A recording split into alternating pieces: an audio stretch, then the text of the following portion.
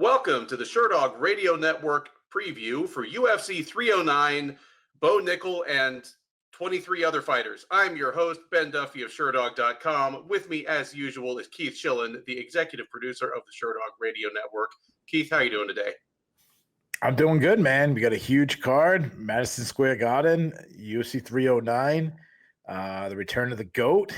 I don't know if Paul Craig will be much of a challenge for Bo Nickal, but obviously I'm making a joke. The GOAT, Jon Jones, going against the consensus greatest heavyweight champion according to the UFC, and Steven Miocic. How you doing, man? I'm doing well. I may have mentioned last week that I had a wedding to go to, but at any rate, that was this past Saturday. My youngest brother, Paul, got hitched. Many tears were shed. A good time was had by all. Congratulations to Paul and to Reagan, the newest addition to the Duffy clan. It is for that reason that we are recording this a day late. I had a few last people to get to the airport here in Houston, and I appreciate Keith's flexibility in working with me and all of yours. They're listening at home. Well, we appreciate you, and we do not take you for granted. And for all the week in, week out Apex cards that we will occasionally throw shade at, never let it be said that when the UFC delivers the goods that we aren't waving the flag for it. And at least up at the top, I think this is a pretty darn solid card. It probably doesn't have the strength top to bottom to be in the short discussion for card of the year, but the main event is about as anticipated a fight as you're going to find in all of MMA this year. Ironically, considering there's such a segment of the fan base that is clamoring that it should be somebody else fighting Jon Jones, it certainly hasn't stopped people from talking about this one. And then Charles Oliveira versus Michael Chandler in the co-main event, about as palatable a rematch as I can think of right now. It's like, yep, I saw him fight once. In fact, I saw it in person. I'm not mad about seeing it again. As you mentioned, the return of the GOAT, Mr. Bo Nickal. Yeah, I mean, south of that, I think it's kind of a inconsistent offering, but plenty of good stuff. Like, what do you think about the card as a whole? Yeah, this is, we've talked about this before. I kind of have my four categories of how do you rank the card. This is in the highest one. I mean, the Madison Square Garden in New York City, you got to put on, a massive card. Obviously, you got Jon Jones, one of the biggest names in the history of the game, fighting, a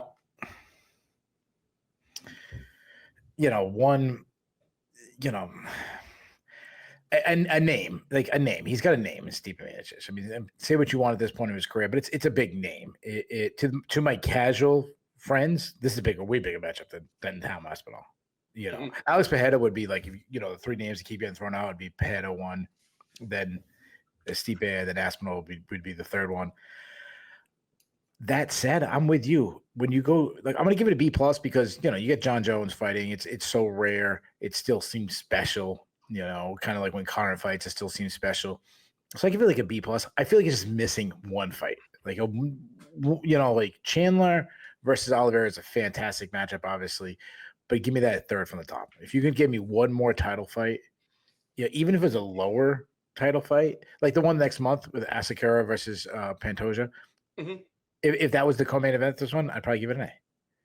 But yeah, the prelims, there's some good fights, but there's a lot of, okay, this guy's on the card because he's from New York or the New Jersey area and stuff like that. There's not, so it's B+.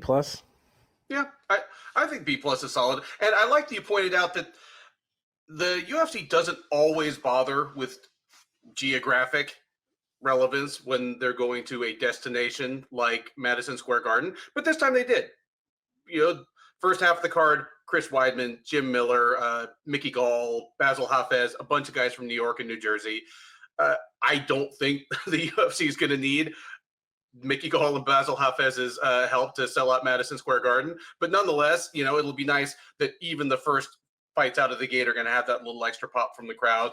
And while we know it's going to be packed for the last couple fights, no matter what, if those names on the undercard get a few more people in the card from the beginning so that this thing sounds as big as it is, hey, that doesn't hurt either. Any other general thoughts on this one? You know how this would make it an A? So Tom Aspinall's weighing in as the backup fighter. If something happened to Stipe, not that obviously I'm not hoping anything bad happens to him, but he gets sick, something, all of a sudden Aspinall gets thrown into the main event, then it becomes an A. Like you got the heavyweight champion versus the interim heavyweight champion, a fighter that I think would be the first time someone would be a betting favorite over Jon Jones since probably Shogun fight. Whatever, how many years ago that was, 15 years ago or 12 years ago or something like that. That's probably it. But you know what? I think it's really wishful thinking. I think if something hold on, let me back up. I'm not saying wishful thinking something bad happens to Stephen Miocic. That's what I'm saying. But just life gets in the way. Sure. I think it's wishful thinking because I don't think Jon Jones would take the fight, even though Aspinall's a backup fighter and all that. I think that is just semantics. Like I don't think Jon Jones is taking a fight against Tom Aspinall on days' notice. We're talking about a guy that would not take a fight against Chael Sonnen on a day's notice, and the amount of threat posed by light heavyweight Chael Sonnen versus Tom Aspinall that's had Jon Jones's picture pinned in the corner of his mirror for like 2 years now. I agree. Jones is not scared of anybody, but Jones is also a guy that, whenever possible, has managed his career with an eye towards risk, and I don't blame him for that. I'm not the guy that's going to be paying to feed his family after he retires. He has to worry about that himself. So I agree. And again, not hoping for anything because that would be terrible. And conversely, if something happened to Jones, I don't think Miocic would fight Aspinall either, unless it was for an interim title. If they made it for an interim title at the last moment, he's been part of the reason he's been on the shelf so long is because he's been pretty choosy about what they do with him. I might disagree with that. I think Aspinall would take on Jones. I think he'd jump at this is my only chance I'm actually going to get if Jones was willing to take that fight. Oh, no. I'm thinking if something were to happen to Jones, I don't know if Miocic would face. I'm sorry. I'm sorry.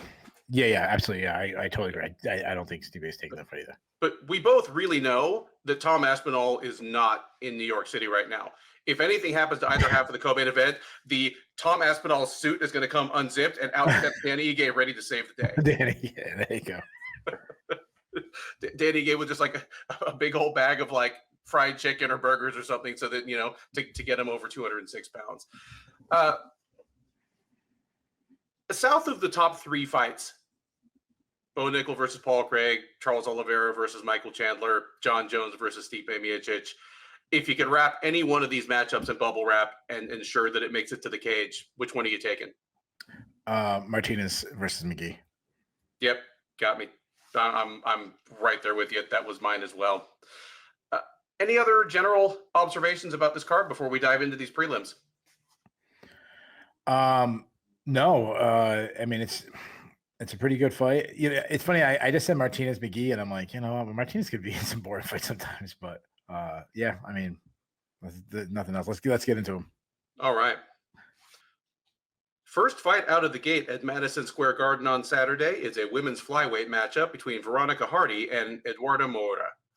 Hardy, the 29-year-old Venezuelan, is 9-4-1 overall. She's 4-4 in the UFC, but that is a little deceptive. She started things out with a pretty rocky 1-4 start, disappeared for 3 full years, and came back in March of last year. She is 3-0 since and has looked like a fighter transformed. We've already seen her fight once this year. She took a unanimous decision over J.J. Aldrich back in May at UFC on ESPN, Lewis versus Nascimento. So she'll look to go 2-0 in 2024, 4-0 since her return from that 3-year layoff, and she will need to get past Moura to do so.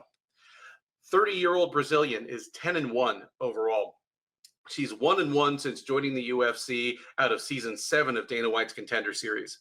She made her debut last November at UFC Fight Night Almeida versus Lewis, knocking out Montserrat Conejo Ruiz in the second round. She came back this June at UFC on ESPN Cannonier versus Imavov and dropped a split decision to Diniz Gomez. So she'll be looking to bounce back from her first career defeat. She is not favored to do so, but this is one of the closer lines on the card, as Hardy is minus 145, Moura plus 115 as your slight underdog. Keith, I'm going to flip this to you, but Married Bliss certainly seems to sit well with the former Miss Macedo. Does Veronica Hardy keep things interesting at flyweight, or is it reality time? Man, this is a good fight right off the bat. I'm glad that the odds have it, really close. I think it should be. I think Hardy has since she was that long layoff and then her return to the UFC, I mean, she's been really good. I mean, she's a stick and move type fighter, uses tons of movement. She's constantly trying to get her opponents to chase her, and then she counters, sidestepping those attacks, does a lot of like L-stepping. She attacks and dodges away really well. She's got fast hands. She can be a little wild sometimes, but when she tightens things up, she's got a quick jab, has some serious power in her hands, adding kicks and punch combinations well. She has a Taekwondo background, has a really good high kick. She likes those Holly Holm push kicks. She'll toss out some spinning attacks. Not much of an offensive wrestler and weak defensive wrestler. And she will struggle to get back to her feet. But, I mean, she hit a beautiful armbar against Polyana Viana. So she has a submission threat. Moura's huge for the weight class, especially considering she missed weight in the past. And I don't think she's ever made weight so far in the UFC. She's a well-rounded fighter. She's a slip and rip striker, got a crisp jab. She has some power.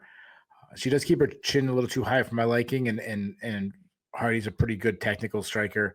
She can be aggressive on the feet that she wants to use to close the distance.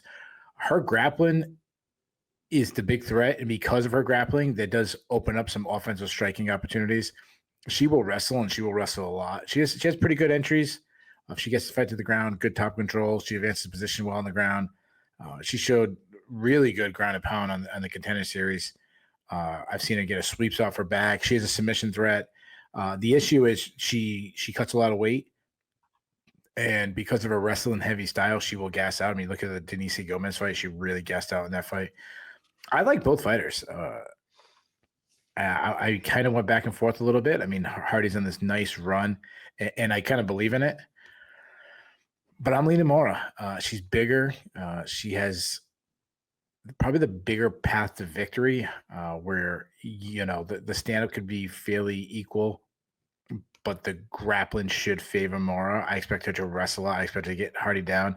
I expect her to land some good shots from on top, and I think it's going to be close. I think that'll be the slight difference maker. So give me Moura by decision, and you said that was an upset, right?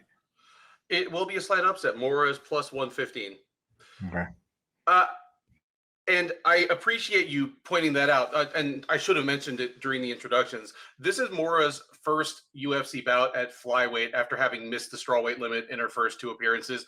She didn't miss weight bad. I think she was like 116 and a half pounds for one fight and 117 for the other. But nonetheless, either the UFC has cautioned her or she just has decided on her own that her best future lies at 125 pounds. But going to your point, even given that Moura is the one that's coming up from strawweight plus for this, I also expect her to be the bigger woman in the cage than Hardy.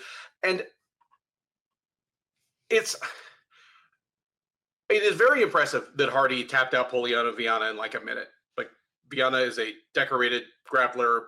Hardy put her away in short order. But generally speaking, Hardy has been a little vulnerable on the ground.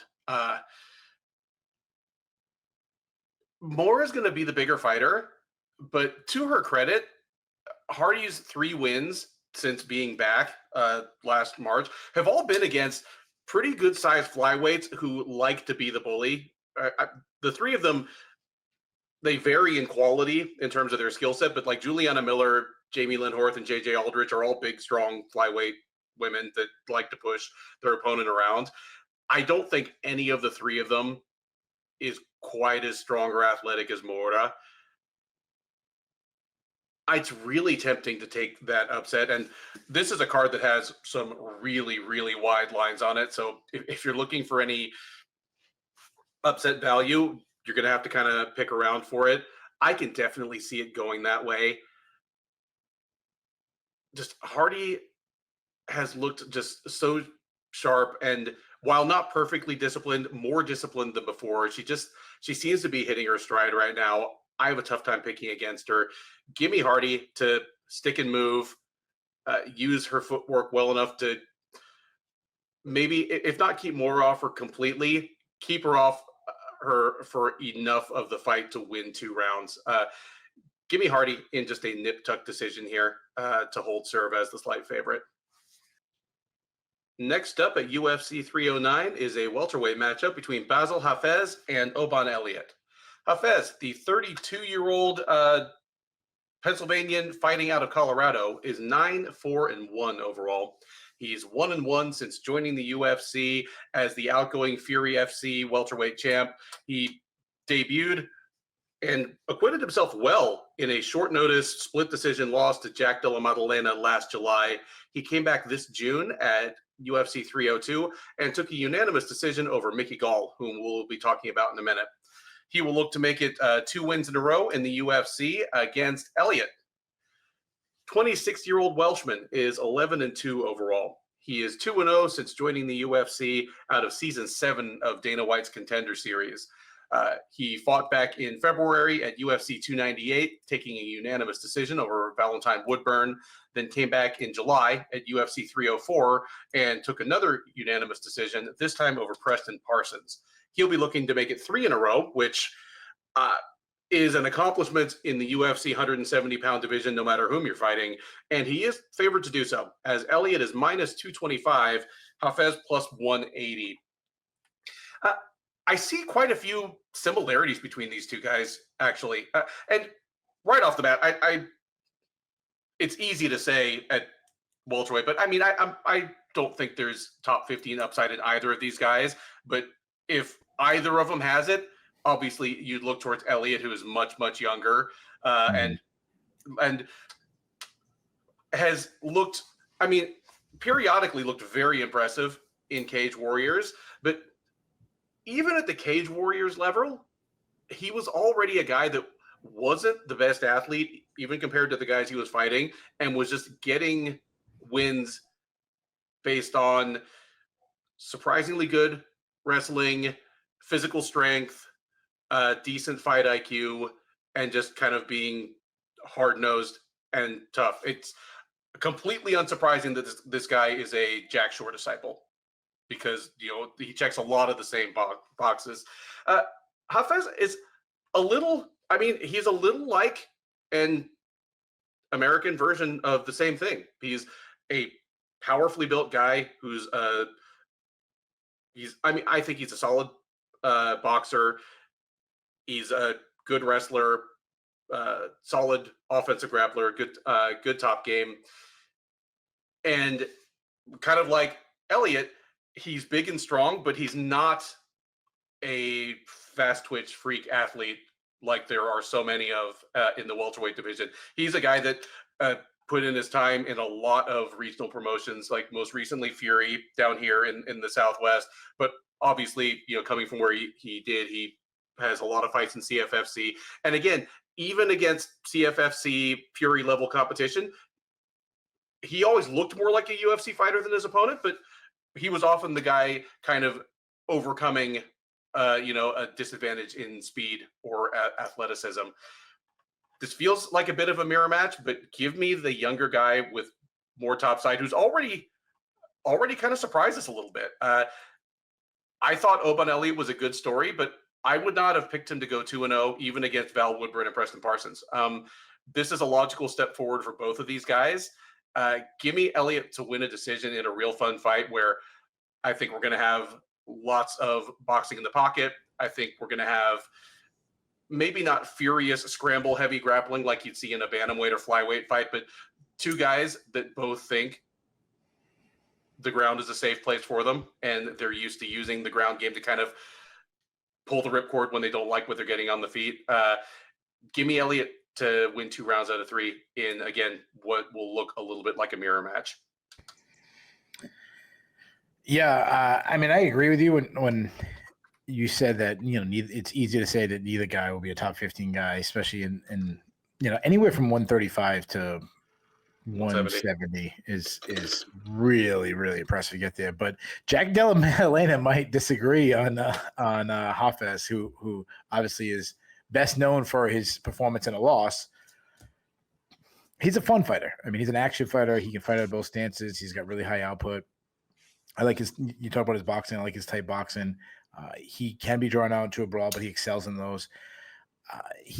For a guy who wants to brawl, and he hurt Jack Della Maddalena a lot, but he also still throws a lot of arm punches, which kind of zaps some of his power. His last fight, he didn't look as good against Gall. He was really loading up and telegraphing shots. He got to find that balance in between the two of them. His technique isn't good, and that's what really draws his power. He drops his hands. He keeps his chin high. He's got a good chin, I'll say that. I mean, he got hit a lot against Della Maddalena, kept going. He got hit a lot against Mickey Gall because he's so hittable.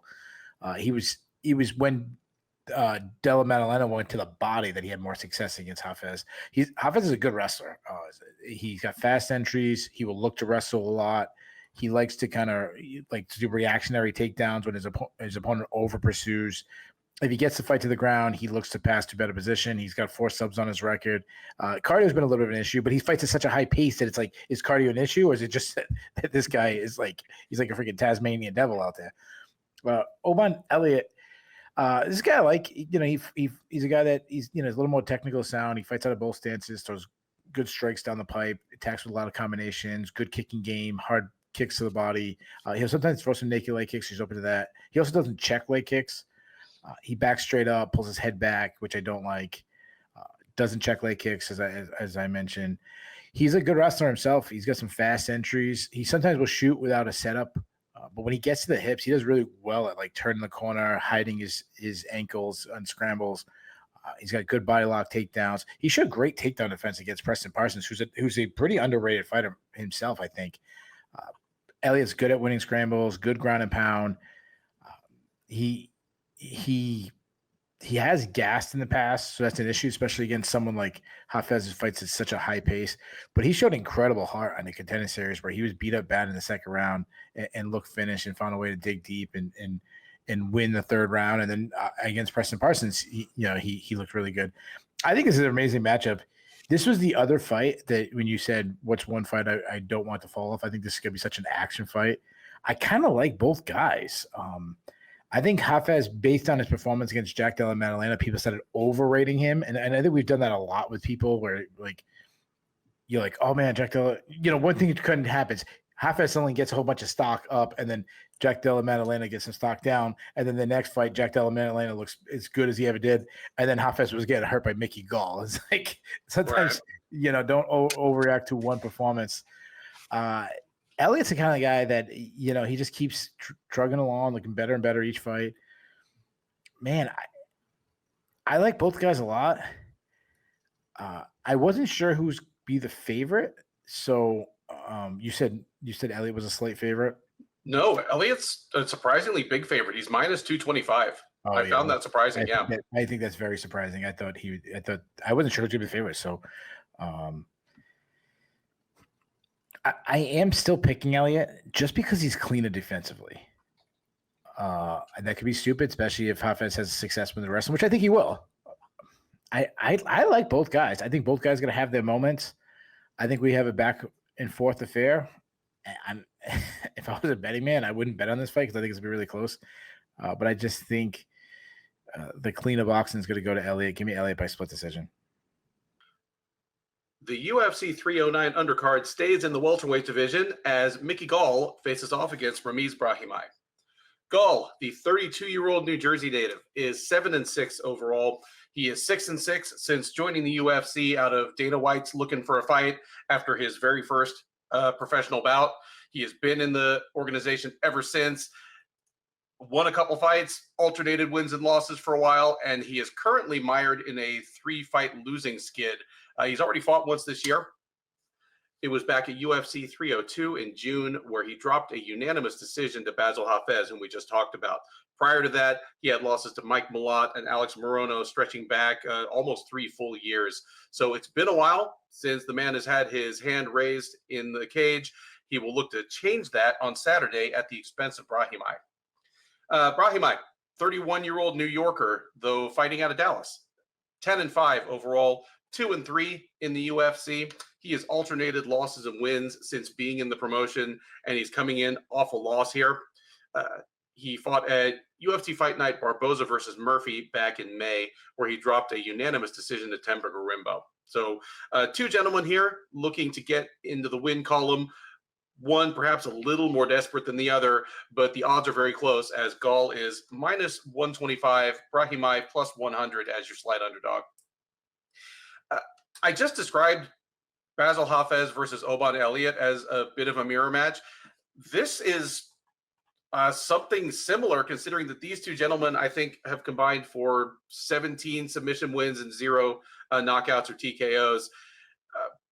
Both guys who are most at home on the ground, obviously. I still think of Mickey Gall. I'm not sure whether he's a what might have been type story, like a guy who was just brought along too soon and whatever potentially he had to actually be a factor 170, just it was never going to pan out. Or if he's a guy that was never UFC material in the first place, but because he came to the UFC in such a publicized manner and rattled off a couple of early wins over a couple of guys that frankly didn't belong in the UFC, he stuck around ever since. I'm still not sure which it is. I don't know. Maybe I'll find out on Saturday. What I do know is that Mickey Gall has improved over his time in the UFC. I mean, the guy came to the UFC when he was 23 years old, and he's 32 now. He's just literally grown up as a person and as a fighter under the bright lights. And I guess he's the best Mickey Gall possible right now. He's still not a plus athlete. Like, he has a legit welterweight frame. Like, he's a tall guy with long limbs. And while, frankly, in 2015, 2016, he looked like a part-time fighter who drove a bread truck, he looks like a fighter now. He has put on muscle. His body has transformed across his 20s and early 30s. I mean, he still doesn't have great hand or foot speed, but he's clearly in great shape now. He's a more willing striker than he used to be. And I mean, he's technically sound. He knows what he's doing. And I think, I mean, this isn't his first camp at Kill Cliff. He's been down there for a while now. I think his striking really has been improving down there. But right now, it's probably about as good as it's ever going to be. He's the kind of guy that can do everything right and is still going to be a disadvantage against some of the welterweights that just are so much quicker than he is and throw better in combination. It's just way too easy for guys to go first and third against Mickey Gall. When things get to the ground, he's a problem. He was a very good grappler when he got to the UFC. He remains a good grappler now. He remains a grappler without reliable ways to get decent wrestlers to the ground. And opinions can differ over what the best division in MMA is. If you want to say it's 135, 145, 155, 170, but 170 has always been stocked with people that know how to wrestle. And to a great extent, Gall has kind of lived and died by that. When he can get people to the ground on his terms, he really does look great. When he can't, and he's just kind of stuck, stranded on the feet, he has often looked kind of hapless. And it's been a lot of hapless over the last couple of years. Add to that the fact that he's been injured and he's only fought like 3 times in the last 3.5 years. There's every possibility that Mickey Gall's fighting for his job here. And I think Ramiz Brahimaj is going to be a tough ask, because Brahimaj isn't quite as big as Gall. Like, I'm sure Gall's walking weight is probably like 10 or 12 pounds greater than Brahimaj. He's just a bigger dude with like a lot of muscle in his frame. But everything else, I think Brahimaj is a similar but better striker. Like neither of them have a ton of power, but I think Brahimaj is probably a little crisper, throws better in combination. His hands might be faster. I think he's a better wrestler than Gall. And that is kind of what this fight pivots on for me. Because I think if Brahimaj wants this fight to go to the ground, he can probably make it happen, especially considering the Gall will be looking for the same thing. But if he doesn't want it on the ground, if he's comfortable just winning a high output, low power kickboxing battle against Gall, I don't think Gall can do much about it. Yeah, I know Brahimaj is the slight underdog here, but I mean, Gall hasn't beaten anybody that's still in the UFC. I don't think it's been so long. Like, it's entirely possible that Sage Northcutt is still Mickey Gall's best win in the UFC. Yeah, give me Brahimaj to win the decision here, and he might win 2 rounds out of 3. He might win all 3, but I think it's going to look more lopsided than the scorecards indicate. I think Gall's going to is going to look frustrated. I think Brahimaj is going to be the fresher guy late. Yeah, give me Brahimaj to box Gall up pretty good on the feet, and on the occasions they go to the ground, we'll probably see some fun stuff happening. But I don't think Gall has the kind of advantage there that's going to lead to victory. Brahimaj by decision for me. You know what's funny about this fight is like Mickey Gall. You just talked about him losing to Hafez, and then the fight is higher than the Hafez fight. I mean, it's only one spot, but still, like, oh man, Mickey Gall. I feel like he's going to be like a trivia question, like 15 years ago, when only me and you remember, like, you know, who fought CM Punk and this and that, and it's now or never for Mickey Gall. I mean, you said you think his back's against the wall. It's absolutely. I mean, he's not young. You know, it's, you know, you think of him as his prospect, and then he's not. He looks young, but he's a poor athlete. He is a long and lengthy fighter. He likes to work from distance. He throws straight shots down the pipe, but he's a point fighter. He doesn't have much power. Though, to his credit, he did hurt Hafez a couple times, but I mean, Hafez is so hittable. He doesn't like being pressured. He wants to work from space. He does have a good step back right hand, which you think he'd like when people pressure him, though. Defensively, he keeps his chin high in the air. He got some good leg kicks. He's, you know, he wants to get the fight to the ground, but like you said, he's a weak offensive wrestler. He's your classic BJJ grappler. I've said it before. He's a guy who starts on his knees at the BJJ class. He's got weak takedown defense, and he makes it worse because he'll jump guillotine. He has a submission threat, so I give him that. But for a young career, he's taken a lot of damage. I mean, Hafez hurt him a bunch, and he's gassed out in the past.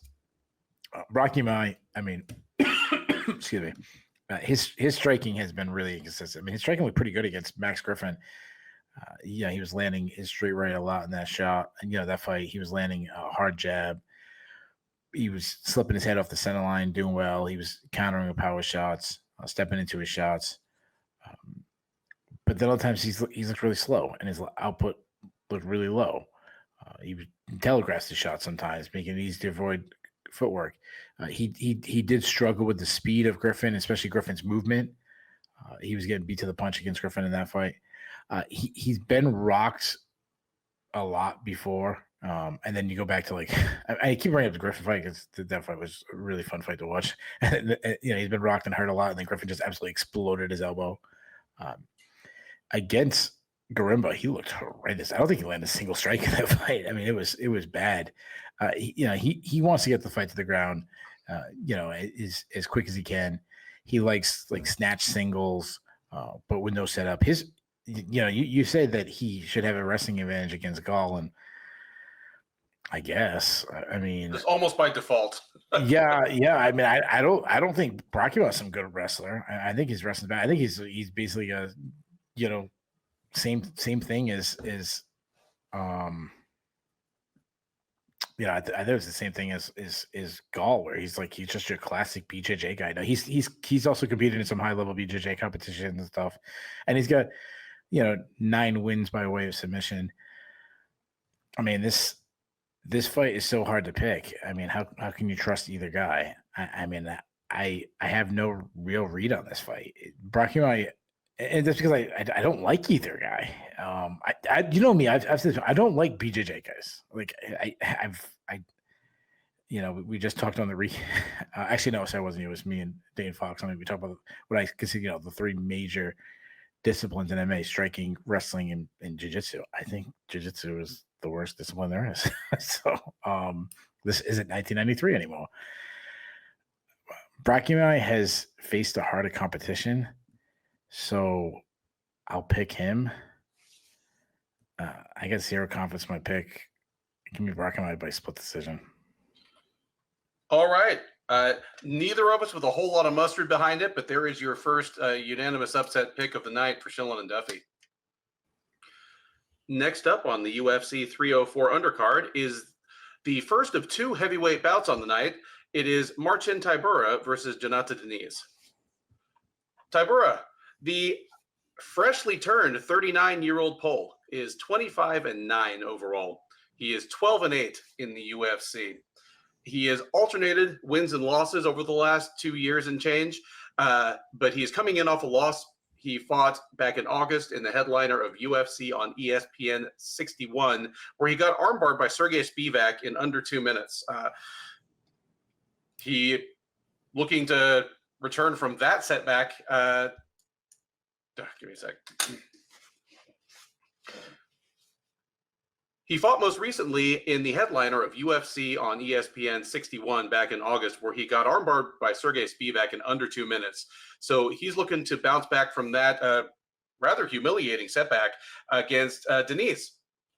33-year-old Brazilian is a perfect 8-0 as a professional mixed martial artist. He's 2-0 since joining the UFC out of season 7 of Dana White's Contender Series. He fought on the very same Tybura versus Spivak card back in August, taking a unanimous decision over Carl Williams. He had been scheduled to fight just a couple weeks ago against Derek Lewis, but Lewis was forced to withdraw from that fight. Diniz, not much shelf time as he pops right back up here against Tybura. And the line is close, but Tybura is your favorite. He is minus 130, Diniz plus 110. So, Keith, Jhonata Diniz went from being a slight favorite over Derek Lewis to being a slight underdog to Marcin Tybura. Do you agree with the odds makers? Who comes out with the win here? So he was he was a favorite against Derek Lewis? Yep, Jhonata Diniz. And it was about like this. It was like minus 130, minus 140, like a close line. Well, I mean, we picked again. I think we both picked Derek Lewis to beat him. Yeah. And yeah, I mean, I don't think he should have been a favorite in either fight. So I guess I gave away my pick. Say what you want about Tybura. Tybura beats the guys he's supposed to beat. He's an intelligent fighter. He's a well-rounded fighter. Yeah, he's not a big puncher, hard hitter for heavyweight. I mean, he lacks power, but he just makes up for it with volume, constantly marching forward. Good at keeping his opponent on the back foot. He loves the front push kick to kind of force him back. He wants to force him back towards the cage where he does his best work. He has fairly quick hands. He likes to close the distance, get to the grind in the clinch. He loves grabbing an underhook and just wearing on his opponent. He excels at just dropping down on a single, running the pipe, and getting a takedown. He'll even catch a kick to get the fight to the ground. He's got a good top game. He's a BJJ black belt. He's got 8 subs on his record. He also quickly subs Sergey Spivak. I'm sorry, he was quickly subbed by Sergey Spivak, though, so that's something to be concerned about in his last fight. Diniz, I mean, he's a solid striker. He's a technically sound striker, fights out of both stances, marches forward. He's accurate. He's got good power. He's got 7 TKOs. He does need to move his head a little bit more for my liking. He doesn't have any offensive wrestling skills that I've seen. He's a weak defensive wrestler, and then if you get him down, he struggles to get back to his feet. Diniz has a massive power advantage. I expect Tybura to not allow him to even get that offense going, though. I expect Tybura to close the distance quickly. I expect him to get a takedown. I expect him to land shots on top. and I expect him to lock in submission. I'm saying Tybura wins by first round sub.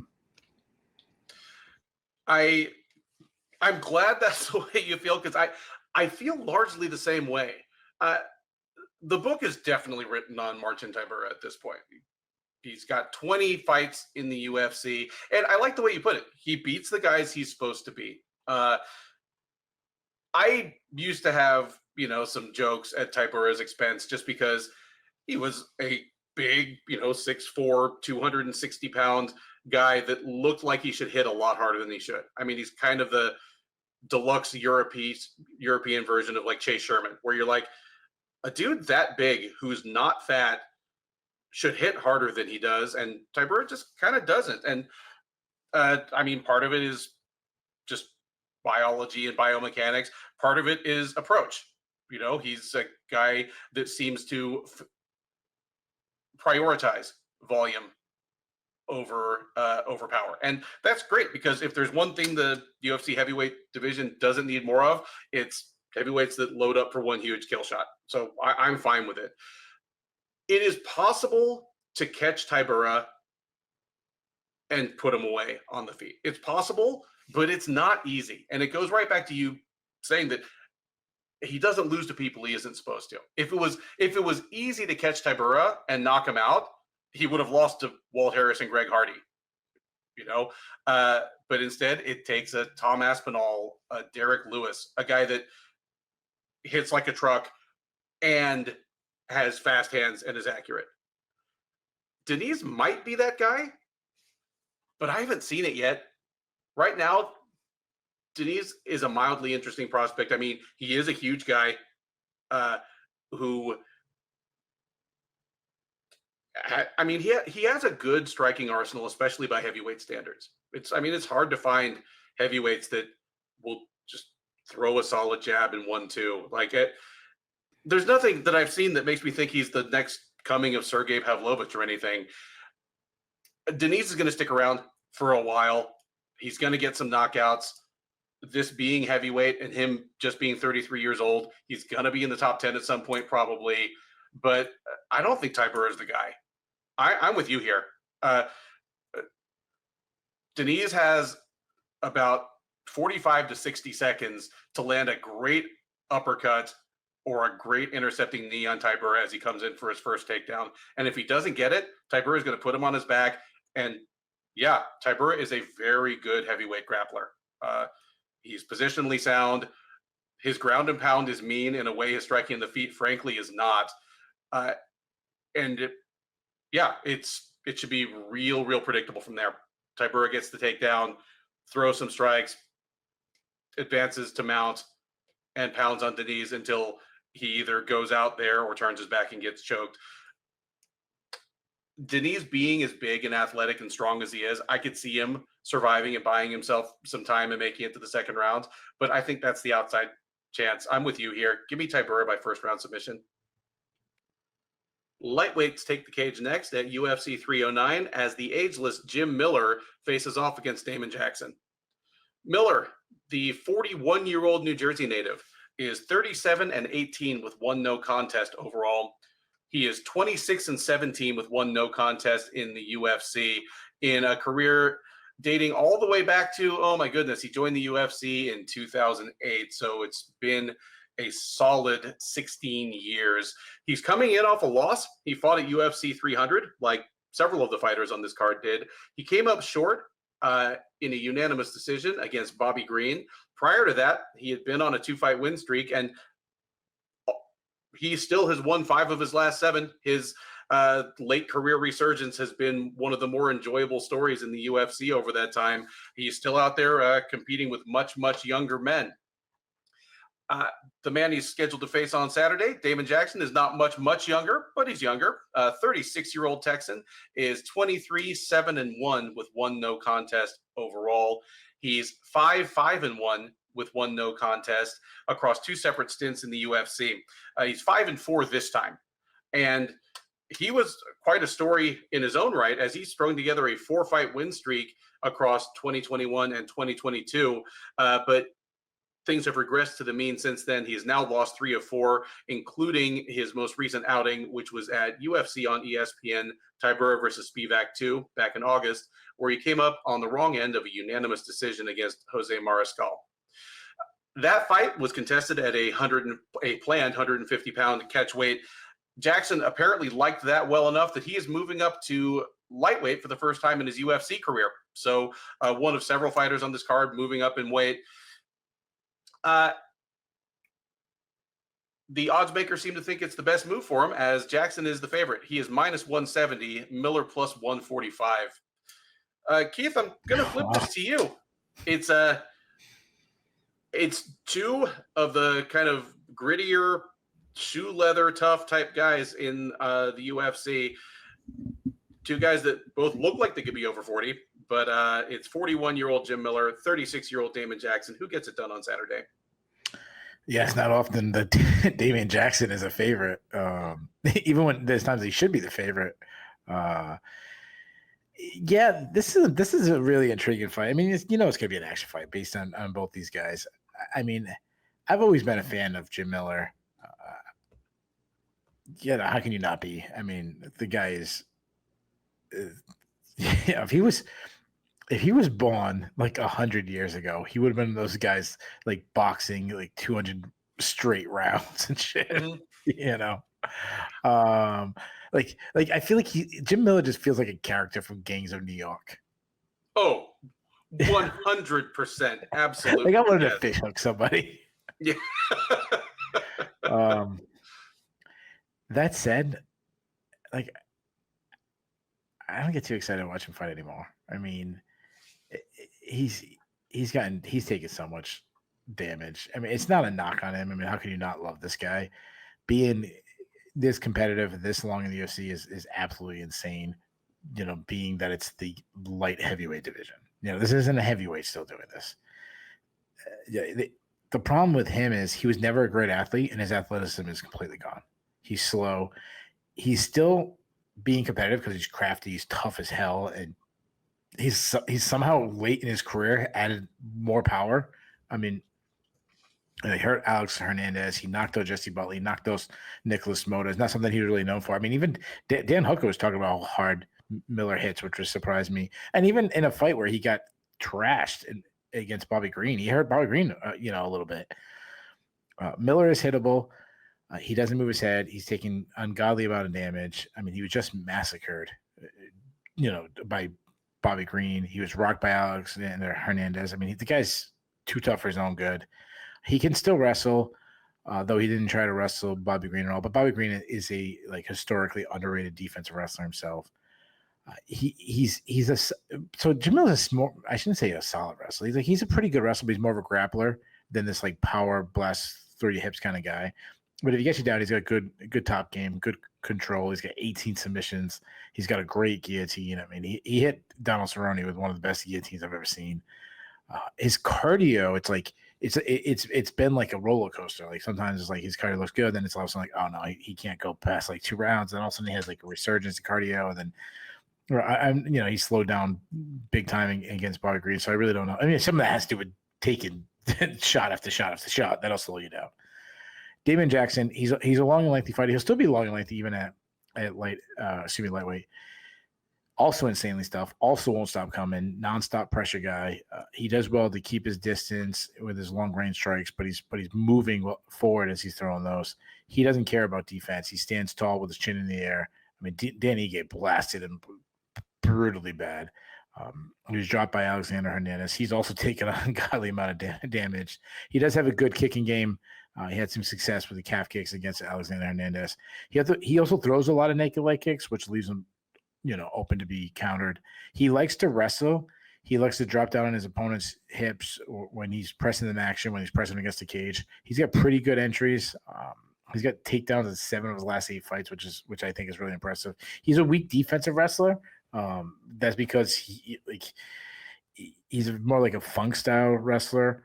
He'll jump for guillotines instead of sprawling. I mean, Chepe Mariscal, who's a really underrated fighter himself, took him down a bunch in that fight. He jumps on guillotines. He's one of the guys who actually does have a really good guillotine, and he's an underrated grappler altogether. I mean, he gets some pretty slick submissions, some good back takes. He likes to use his long legs to backpack. Man, I sound like a broken record. Like, this is another fight that I don't have a really good read on. Miller, he still hits hard, and Jackson's is very hittable. I give Miller a really strong chance that he could just start Jackson. However, the longer the fight goes, the more I start favoring Jackson. I see Jackson was an early storm. I think he tires Miller out. I think Jackson might land some hard shots of his own on the feet, get a takedown tune, win the last 2 rounds, and win a close decision. Give me Jackson by decision. Yeah, I like the pick there. It's funny, man. We've been doing this show for over 4 years at this point. We'll be coming up on our 5th anniversary next year. I'll do some research, and when we come up to the actual 5-year anniversary of our first show, like I'll say we gotta do it live it. In person. Me and Ben have, for those who listen to all the time, me and Ben have never met each other. We've never met each other, and it's really my fault because he's been in Dallas, like a 3-hour drive for me at least once. Like, it would be like that's pretty well, like that's in Texas personality. Like 3-hour drive, 3-hour drive for me. Like, holy Christ. I mean, it's like if I were in like Connecticut or something, and we didn't see each other. But we'll make something happen. At any rate, I remember the first couple of Jim Miller fights that we previewed. We're going back to like the Scott Holtzman, Roosevelt Roberts, Vince Pichel fights back in 2020, and I had my notes on Jim Miller. At the time, he was 37 years old. I assumed he'd be out of the UFC probably that year, and my notes were all he has left at this point is an opportunistic sub game and about 6 minutes of cardio. And it's not like that was wrong. That was right at the time. That's exactly how he lost to Vince Pichel and Joe Solecki. Somehow it changed. Like, he still doesn't have great cardio. He doesn't have the cardio that he himself had in like 2014, but it's better. And it's better through a combination of him just having better cardiovascular conditioning and him just getting even wilier and better at managing what he does have. Obviously, he still has the opportunistic sub game. If you know how to slap on a guillotine or take a back, you don't forget that. But as you pointed out, Keith, he has one punch power that he never, ever had before. I think the guy has like 4 like TKOs or knockouts in the UFC that like aren't on the ground, and like 3 of them have been in the last 5 years. It's just, where is this coming from? Who knows? But it's fun. And Jim Miller is already the UFC lightweight division's all-time leader in appearances, wins, and finishes. So like, he's just adding to his own legend here. All that to say, I don't think this is a great matchup for him. Like, a lot of the same things could be said about Jackson, and you already said them. Tough veteran who his style is aging well because it never ran on high-end athleticism in the first place. Jackson, very underrated wrestler, I think. I mean, for what it's worth, he's a former NAIA, like small college All-American, and sometimes that means something in MMA, sometimes it doesn't. In Jackson's case, it means that his takedown game is underrated because he doesn't look like a great wrestler. He's kind of lanky, unathletic guy, kind of balding. Yeah. Well, he was kind of balding. He fixed that, but yeah, he had that Matt Lindland look for a while. Yeah, but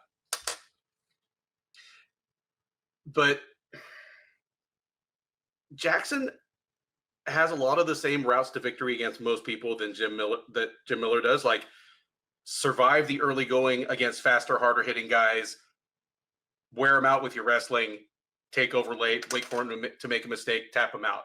Like that. There are similarities there, but Jackson is younger. Even though he's the one moving up in weight, he's going to be bigger than Miller. And I think he's a better wrestler. All that adds up to Jackson being able to determine where this fight takes place. And I think that's going to make rough sledding for Miller. I'm not going to pick him to finish Miller because, I mean, Miller took 15 minutes of just hell from Bobby Green and was still standing at the end. That's more punished. Like, Damon Jackson couldn't put that much striking damage on somebody if you give him 10 rounds to do it. So I think this is going to the judges. I think Jackson probably wins all 3 rounds easily. And it'll be a little bit of a bummer, but you know what? Every time we see Jim Miller from here on out is a gift. So if he's there and he's not getting his block knocked off, I'm happy to see it. Jackson by decision. Next up, and second from the top of the UFC 309 undercard, is a middleweight matchup between former champ Chris Weidman and Eryk Anders. Weidman, the 40-year-old New Yorker, is 16-7 overall. He is 12-7 in the UFC. As I mentioned, he is the former middleweight champ, having taken that belt from Anderson Silva 11 years ago. He has been on a rough skid of late, but he is coming in off a win, albeit a controversial one. He fought most recently at UFC on ESPN, Blanchfield versus Fior, back in March, where he won a technical decision over Bruno Silva. It went to the judges after Weidman struck Silva with a set of extremely egregious eye pokes, and it ended up, rather than being a disqualification or a no contest or whatever, going to technical decision. Weidman won that technical decision. Silva is still not happy about it.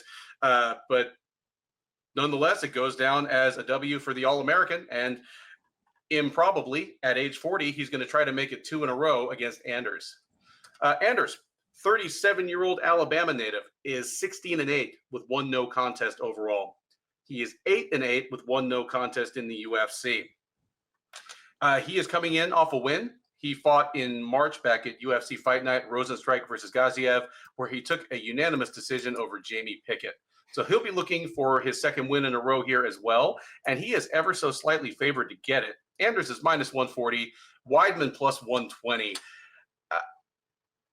We just finished talking about Jim Miller versus Damon Jackson, and the way I feel about this fight is the opposite of that in many ways. Like, I just finished saying that, you know what, if Jim Miller can stick around until UFC 400, as long as he's not just getting knocked out to the point that we're worried about his health, I'm all for it. It's a gift. If Jim Miller wants to keep stretching his lead over the second most prolific lightweight in UFC history, more power to him. I feel the opposite about Chris Weidman. Just win or lose. Yeah. It has been depressing to watch Chris Weidman for about 5 or 6 years solid here. Yeah. And we always knew that when things fell off, they were going to fall off quickly, because even on his way up, where he was as obvious a future champ, or at least future contender, as that division had seen since Anderson Silva came along, he was already frequently injured. And if he did blow out his opponent, he would often, get hit a little bit, get in a little bit of trouble. So it's not surprising that the wheels all fell off the wagon. And ever since he lost the title, and he lost the title almost exactly, we're coming up on 9 years ago, it was the Rockhold fight. Since then, he is 3-7, win or lose. He hasn't, like, the last time he looked good in a fight was beating Kelvin Gastelum like 7.5 years ago. It's just been rough. Like, if you're a fan of Chris Weidman, I can't imagine this is fun for you. Even if you hate Chris Weidman, and I don't know why you would, but even if you hate Chris Weidman, like, I would think you'd be going, okay, enough, let the guy go. But it's just him. He is that competitive a guy. There's something in Chris Weidman that thinks, my neck feels good. I get past Eryk Anders. How many fights do I need to win to get a title shot? That's what is going on in Chris Weidman's head. The problem is just dude, he's got dude. What? Kamala Harris has a better chance of getting a recount and winning than Weidman has of getting a title. I agree. Yeah, I did. There you go. I had jab at least one time. Dude, take your jabs. If we're still doing the show 4 years from now, I'll see you then, I guess. But I'm here to take my medicine. No, don't worry. There won't be America 4 years from now, right? Right. All right. So In January, I'll be filming our show from the Capitol building. I'll just be like in a doorway with my laptop, with some dude in a buffalo hat. I'm just kidding. We will not riot. That's all. Right. That's all. Hey, that's all our listeners. So don't bash or do bad. Here's just describing what Weidman did well during his championship run would be completely irrelevant to what he does now. He was a great offensive wrestler who took to submission grappling like a fish to water. I mean, we're talking about a guy that entered like the U.S. Abu Dhabi regionals after he'd been doing jiu-jitsu for like a year and made a final. He's that kind of guy and was a very good boxer and just a classic feet planted Rampage Jackson type boxer where he's sliding on the front foot, just very much a boxer. He barely has any of that anymore. He's slowed up so much. The wrestling has largely gone by the wayside. Again, the Gastelum fight like 7.5 years ago is the last time I remember his offensive wrestling looking good. Just age, neck surgeries, back surgeries, punishment. There's just not much left. And the problem is in Anders, he's taking on somebody that, Anders might beat him, but Anders isn't going to blow him out of the water in 90 seconds because that isn't what Eryk Anders does. This matchup almost guarantees us a dreadful and depressing fight. That's the best way I can put it. The scouting report on Eryk Anders is wrong. The UFC is going to talk about him as the former University of Alabama linebacker. He's got a national championship trophy. Remember by that time we got this big rant of I never played college football or anything like that. He wasn't a great athlete. We obviously were being sarcastic. And some listener in the comments was like, guys, what are you talking about? He played for the University of Alabama. They were really good. National champions. And there'll always be one. But even if that wasn't at this point almost 20 years ago, even in his prime, even 10 years ago, and I know I say this every time we get like a former college or pro football player in the UFC, but the things that make you good at the NFL scouting combine don't translate well to mixed martial arts. Like mixed martial arts, hand speed, coordination, vision, how fast you can do the 20-yard shuttle drill just doesn't factor into it. The 3-cone drill doesn't count. The 3-cone drill. How many times you can bench press 225 pounds doesn't factor into it. I would like to see Jon Jones jump up there and do that, where they hit how high they can jump. I would like to see that, though. Oh, my goodness, yes. I'd rather watch that than the Ultimate Fighter show. Just have fighters just see how they can jump. That would be fun. That'd be more fun than what they actually do. Anders has power. For all the jokes I'm making, if Eryk Anders punched me cleanly, I would die. If he punched most UFC middleweights cleanly, they'd probably go down. The problem is he is elevated doing almost nothing to a science. Anders is the epitome of an overly patient striker. He's been in some his first fight with Darren Stewart looked like it was going to be kind of fun, and it ended in a no contest, so they rebooked him, and it was terrible. His fight with Lyoto Machida, which was his first headliner, I can't believe they ever let him headline a card again after that, and they may not. No, he headlined at least one more card after that because he let Lyoto Machida do Machida things. They stared at each other for 5 rounds. Anders can wrestle when he wants to. One thing that his linebacker background adds up to is, at least at one point in his career, he had a pretty good double leg. I don't know why I'm still talking about this fight. You know what? I don't usually pick split decisions, but this is the kind of fight where on my scorecard, Anders is probably going to win 2 rounds out of 3. Weidman's going to win by split, or it's going to win by split decision, and one of the scorecards will be 30-27 Weidman. Just it's going to be neither guy is going to take the other down. It's going to be low output on the feet and even lower accuracy, probably some fouls. It's just going to be an ugly fight. This is your smoke break fight of the evening in my book. And I'm going to say Weidman wins by split decision, even though my scorecard is going to say that Anders won. I'm sorry. So you took Anders or Weidman? I'm taking Weidman to win, but I think it's going to be. I think he's going to win a robbery. He's going to win a Madison Square Garden decision.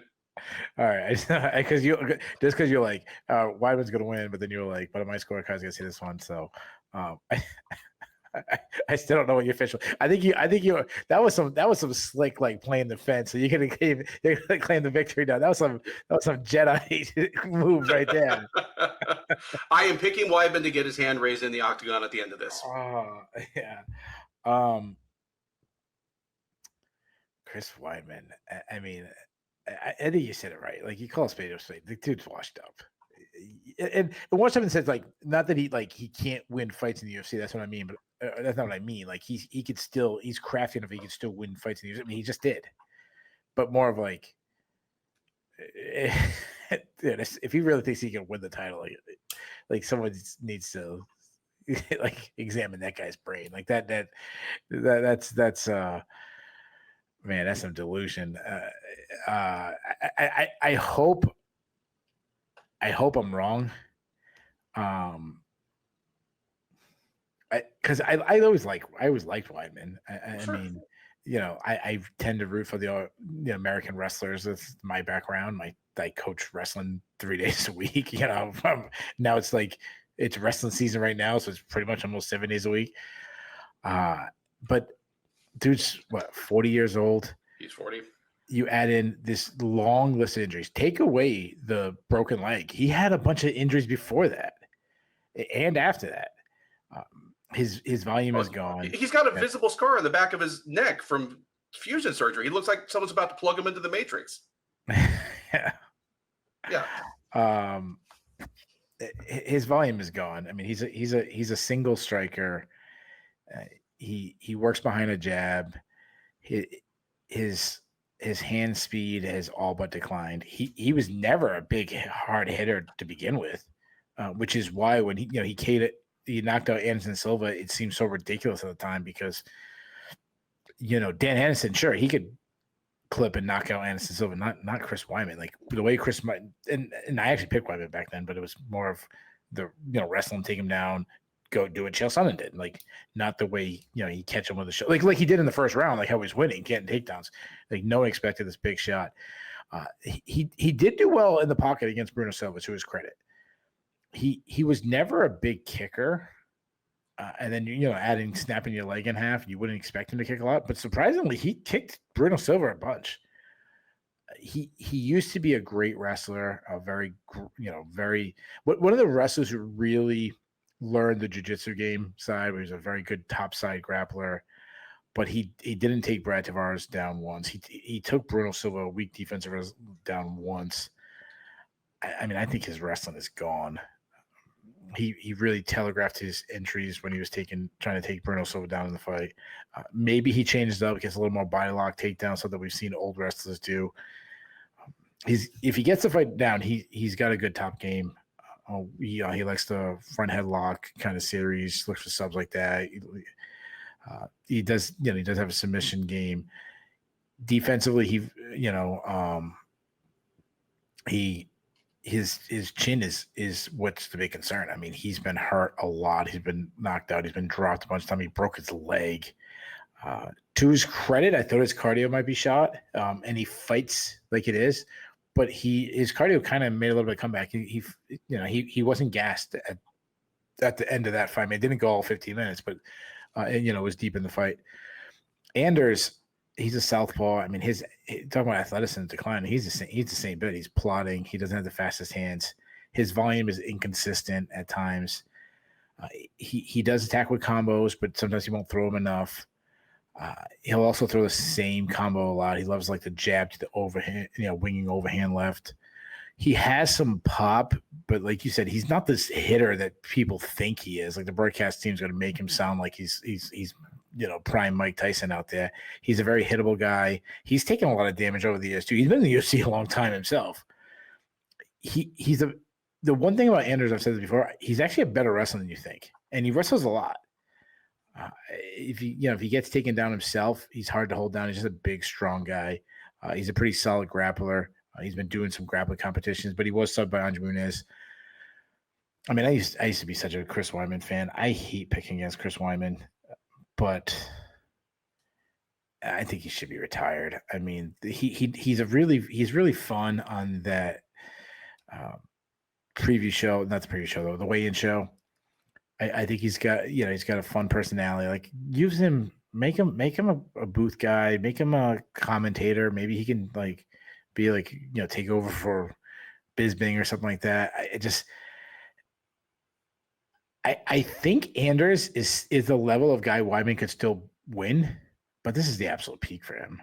I mean, you're not even the featured prelim, on a card that you were the face of New York MMA for a while when they were trying to bring, New York MMA to the fold. If you were in the prime, if New York sanctioned MMA a couple years earlier, he would have been headlining the card. I shouldn't say a couple years, 7-8 years later. Yeah. I mean, nobody's excited to see Chris Weidman fight anymore. I want to take Chris Weidman. I don't think it's going to go good for him. I think we get a striking match. I think Anders who's not fast, will still be faster. I think he'll hit harder. I think Anders is going to catch his chin, and I think it's good. Even though I just talked about Anders not being a hard striker or anything, this will set up the UFC booth to talk about his power for like his next 5 more fights. I'm gonna say Anders knocks him out. Give me Anders by second round TKO. All right, so fight's going to look like if Alabama and Hofstra played a football. Next up at UFC 309, and at least as the card is constituted as of the beginning of fight week, the top prelim is a bantamweight matchup between Jonathan Martinez and Marcus McGhee. Martinez, the 30-year-old Texan fighting out of Colorado, is 19-5 overall. He's 10-4 in the UFC. He is coming in off a loss. He fought at UFC 301 back in May, looked like a deer in headlights, frankly, on his way to losing all 3 rounds to the ageless Jose Aldo. That snapped a 6-fight win streak for Martinez that had brought him, right into the cusp of the top 10. And had he beaten Aldo, he would be a fringe title contender right now. Instead, he has to take a step back, and he's going to try to get back on the horse here against McGhee. McGhee, 34 years old, fighting out of Phoenix, Arizona. He's 9-1 overall. He's a perfect 3-0 since joining the UFC early last year. He's already fought once this year. It was back in January at UFC Fight Night Ankalaev versus Walker 2, where he head kicked Gaston Bolaños in the 3rd round. Highlight reel knockout. His 3rd finish in 3 UFC appearances. He's getting a serious step up in both competition and visibility here, as he is in the top prelim of a major pay-per-view card, his first pay-per-view card in the UFC, and he's taking on, again, a top 15 quality fighter in Martinez.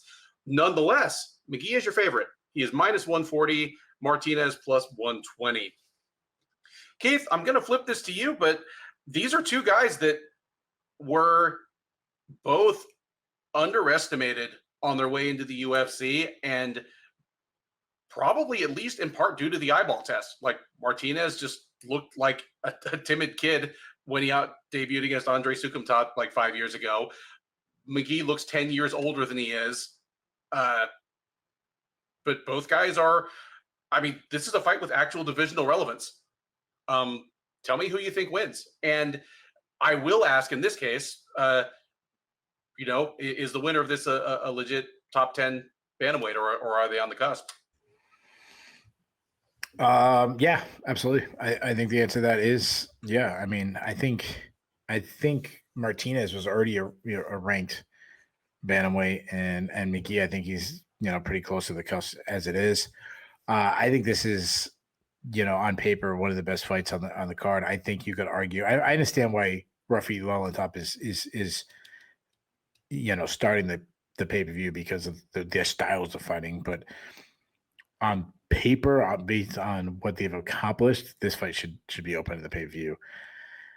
Martinez, he's a southpaw. He's a really good striker, though he looked terrible in his last fight against Jose Aldo. I know last time one of our listeners kind of gave me shit, and we were proven right in the Jose Aldo fight. Even that fight was terrible. And I think Aldo showed enough that he's still pretty good. But I do think the moment got to Martinez a little bit. He looked like a deer in headlights. He looked nothing like himself. He just put the volume alone. Like, he didn't throw enough. He struggled with the speed and power of Aldo, and I think Aldo showed that he's still a very powerful striker. So I don't want to blame it all on Martinez. I want to give Jose Aldo credit, and I mean, somehow I got accused. I said something that might not be the greatest compliment in the history of Jose Aldo. Suddenly I become a Jose Aldo hater, and I'm like, what? Like, I love Jose Aldo. Anyways, when Martinez is himself, he's a good technical striker. He's an out striker that picks apart from distance.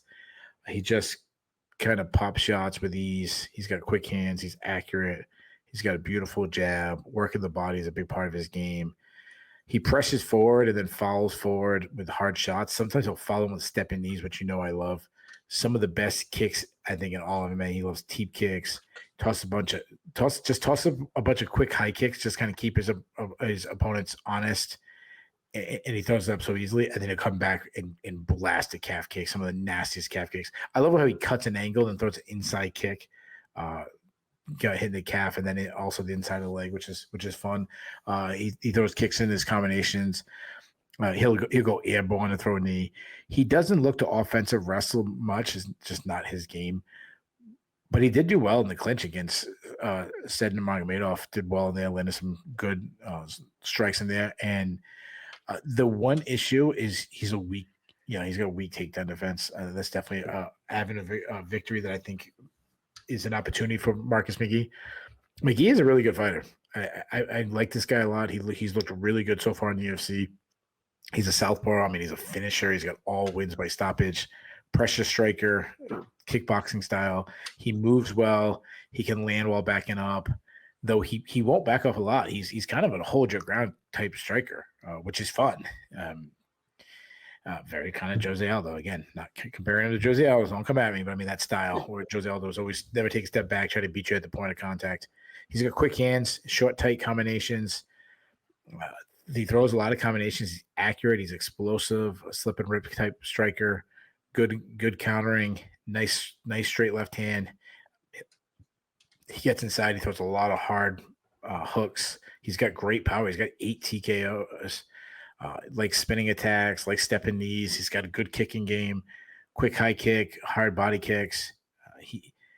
He will sneak in some takedowns. Like, he's a good grappler, especially his wrestling's more to win rounds.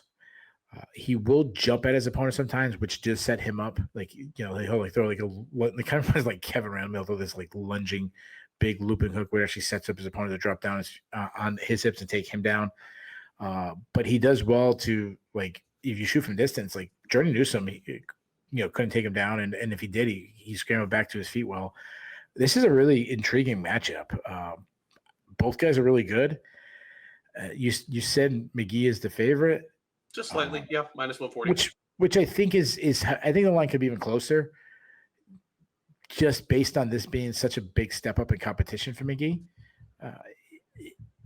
If this matchup happened, say, before the Jose Aldo fight, I would expect Martinez to be the favorite in that fight, heading into this contest, or even more, like probably close to like -200, -220, something like that. I'm really torn because I think this is a really fun, really intriguing contest. I'm going to say that Aldo fight was an outlier. I'm going to think that Martinez is bigger, better than he showed in that fight. I say he lands some shots from distance, works behind a jab, adds in some kicks. I say he avoids the big counter shots from McGhee. I think McGhee's going to get some takedowns, 1 or 2. I think he makes it really close because of that. I think we have a back and forth. Both guys have moments. But I think Martinez's work on the feet is going to be the difference. I guess I'm going to take Martinez in a very slight upset. Give me Martinez by decision. Yeah, you really got to the heart of it for me, which is, was the Aldo fight an aberration? And yeah, there were plenty of people that came at us both before and after UFC 301. They were quiet when Aldo lost, though. Well, that's the great thing about being in the comment section. You can always kind of slink away when your calls don't pan out. We got to sit here and like catch tomatoes. I guess what it comes down to for me is, yeah, it's possible that on May 4th at UFC 301, Aldo was just the better fighter than Martinez, and he would have won whether they were fighting in the Apex or in Brazil or in Stockholm. That's possible. I don't know. What I do know, or at least feel very confident of, is that Martinez did not look like himself. You know, I'd feel better. I'd not feel better about Martinez, but would feel better about my own handle on him if Martinez had gone out and looked like himself and it just wasn't enough. Aldo was just a better fighter that night. But I'm with you. Martinez just looked so good on the way up to that fight, beating good fighters and a variety of different fighters, like Cub Swanson, Said Nurmagomedov, Adrian Yanez, 3 very good fighters, 3 very different fighters. And even if he probably shouldn't have won the Nurmagomedov fight, he was at least very competitive in it. All 3 of those guys are much better than anyone Marcus McGhee has fought yet. I'm with you in that I think McGhee is good. I think he's better than I thought he was when he got to the UFC. I definitely underestimated him, but still, this is him on that bicycle merging into freeway traffic, where Martinez has been going with the freeway traffic, win or lose, for like 4 years now. Yeah, give me Martinez to win a really fun fight where he gets back to himself. Because the great thing about Martinez for me, and you mentioned like he has one of the best kicking games in the UFC, it's having the weapon and the will to use it. I mean, how many times do we see fighters who have good leg kicks throw 3 or 4 leg kicks in the first half of the first round of a fight? The opponent is reacting. The UFC booth is talking about it. Opponent switches stances or something. It looks like it's going to be a factor. And then all of a sudden it's the end of the second round and you realize the guy hasn't thrown another leg kick. That's not Jonathan Martinez. If the leg kicks are landing and you don't check them or counter them, he's going to keep throwing them until you fall down. I mean, he has 2 wins by leg kick TKO in his last 4 fights. Yeah, I think we see the real Jonathan Martinez back. And while McGhee is the genuine goods, I think that's good enough to get Martinez the decision win here. But it should be a real fun fight. And if the job of the top prelim is to just give people a banger that makes it real easy for Dana and Joe Rogan and John Anik to stand there and say, order the pay-per-view, it's going to be mission accomplished. The 5-fight main card of UFC 309 begins with a lightweight matchup between Mauricio Ruffy and late replacement opponent Ramiz Llontop. Ruffy, the 28-year-old Brazilian, is 10-1 overall. He's 1-0 since joining the UFC out of Season 7 of Dana White's Contender Series. He fought on the Contender Series a little over a year ago, knocking out Raimond Magomedaliev in the 3rd round. He made his UFC debut this May at UFC 301, knocking out Jamie Mullarkey late in the 1st round. With 2 knockouts and a name that sounds like a date rape drug, people are already saying that he's roofying people. The jokes write themselves. He's going to try to keep his roofie streak going. He was going to be taking on Charlie Campbell. Campbell withdrew a week or so ago. In steps the Peruvian. Ramiz Llontop, 25-year-old, 14-4 overall. He also came out of Season 7 of Dana White's Contender Series. However, he is 0-2 since joining the UFC. He won on the Contender Series last September. He made his UFC debut in April, got tapped out in the 1st round by Chris Padilla, then came back in August and dropped a split decision to Slava Barshov. So he is still looking for his first UFC win. He is not favored to get it, to say the least, as Ruffy is one of the biggest favorites on a card full of big favorites. He is minus 900, Llontop plus 600. Well, I mean, I feel where they're coming from. Ruffy has looked absolutely devastating in the UFC. He has impressive physical tools, impressive aggression. He is attached to one of the hottest teams in the entire sport over the last 2 years, the Fighting Nerds. So I get where it's coming from. Ruffy is a long, lanky, lightweight striker, big power.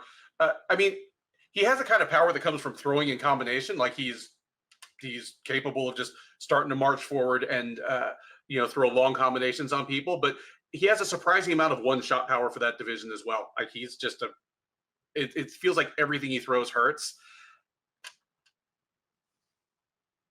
Against Malarkey, I mean, Jamie Malarkey is a super overachiever. I mean, he's Shillan and Duffy type guy. He's a guy that beats the people he's supposed to and some of the ones he's not supposed to.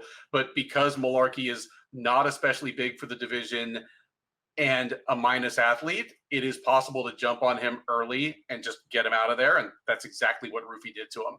Unfortunately, that leaves it so that I don't have a ton of idea what it's going to look like when Mauricio Ruffy takes on a UFC level opponent that doesn't go away quickly, or that is physically able and persistent to trying to get into the ground. And I don't think we're going to learn any of those things from Ramiz Llontop. Llontop, he has some upside. He's an absolutely huge lightweight. He's even bigger than Ruffy. He has a giant wingspan, and at his best, he uses it well. You can tell that he wants to be an all the way out or all the way in fighter. Just, it's not panned out for him so far.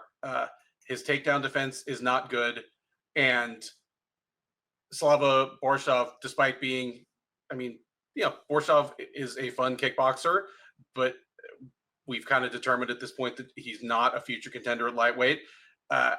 He just really stymied Llontop. He put Llontop on the back foot a lot. He was clearly uncomfortable there.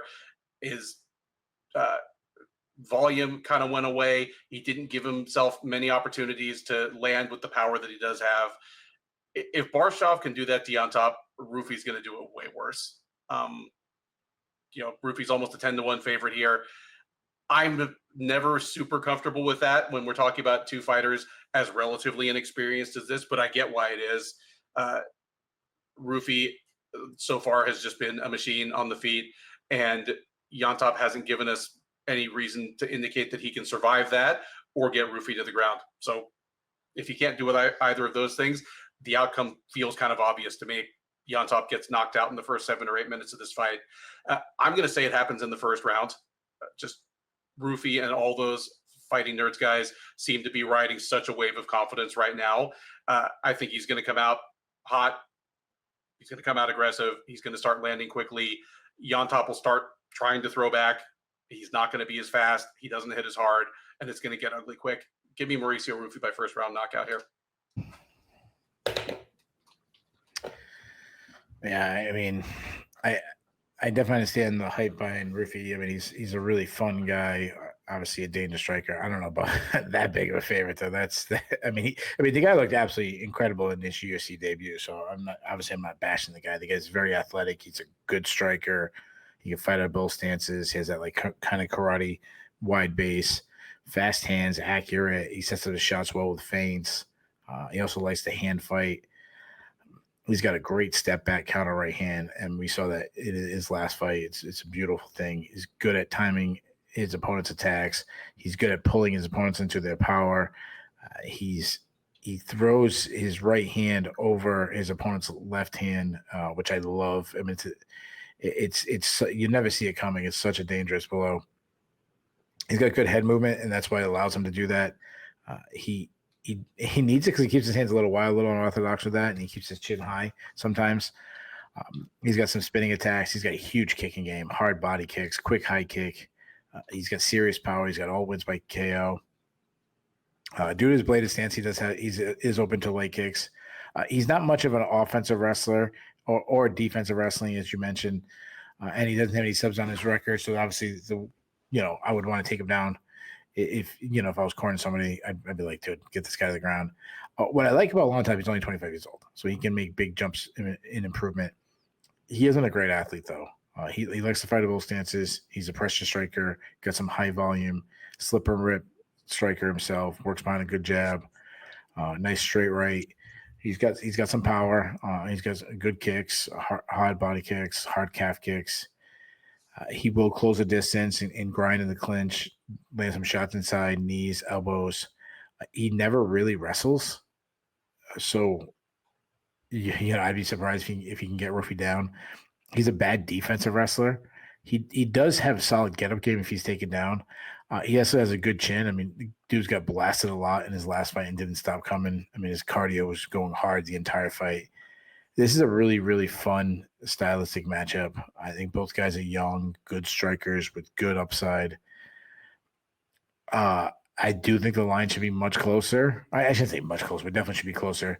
But I'm with you. I like Ruffy here. He's faster. He hits harder. I say Lon. I think Llontop will land some good strikes because he's a good striker himself. But I just think Ruffy catches him. Catch him with a big blow. I'm with you. I'm going to say Ruffy does it early. First round TKO for Ruffy. And plus, fight nerds never lose. So the UFC 309 main card soldiers on with a women's flyweight matchup between Viviane Araujo and Karine Silva. Araujo, the 37-year-old Brazilian, is 12-6 overall. She's 6-5 in the UFC. She's coming in off of a loss. She fought back in February at UFC Fight Night Dolidze versus Imavov, where she dropped a unanimous decision to Natalia Silva. Prior to that, she fought a little over a year ago, taking a unanimous decision over Jennifer Maia. So she'll be looking to get back in the win column here against Silva. 30-year-old, also from Brazil, 18-4 overall, a perfect 4-0 since joining the UFC out of Season 5 of Dana White's Contender Series. She's already fought once this year as well. It was back at UFC on ESPN, Nicolau versus Perez, where she won a unanimous decision over Ariane Lipski. She'll be looking for her 5th straight win in this division. She's already in the top 10, both of the UFC's own rankings and SureDogs. A win over a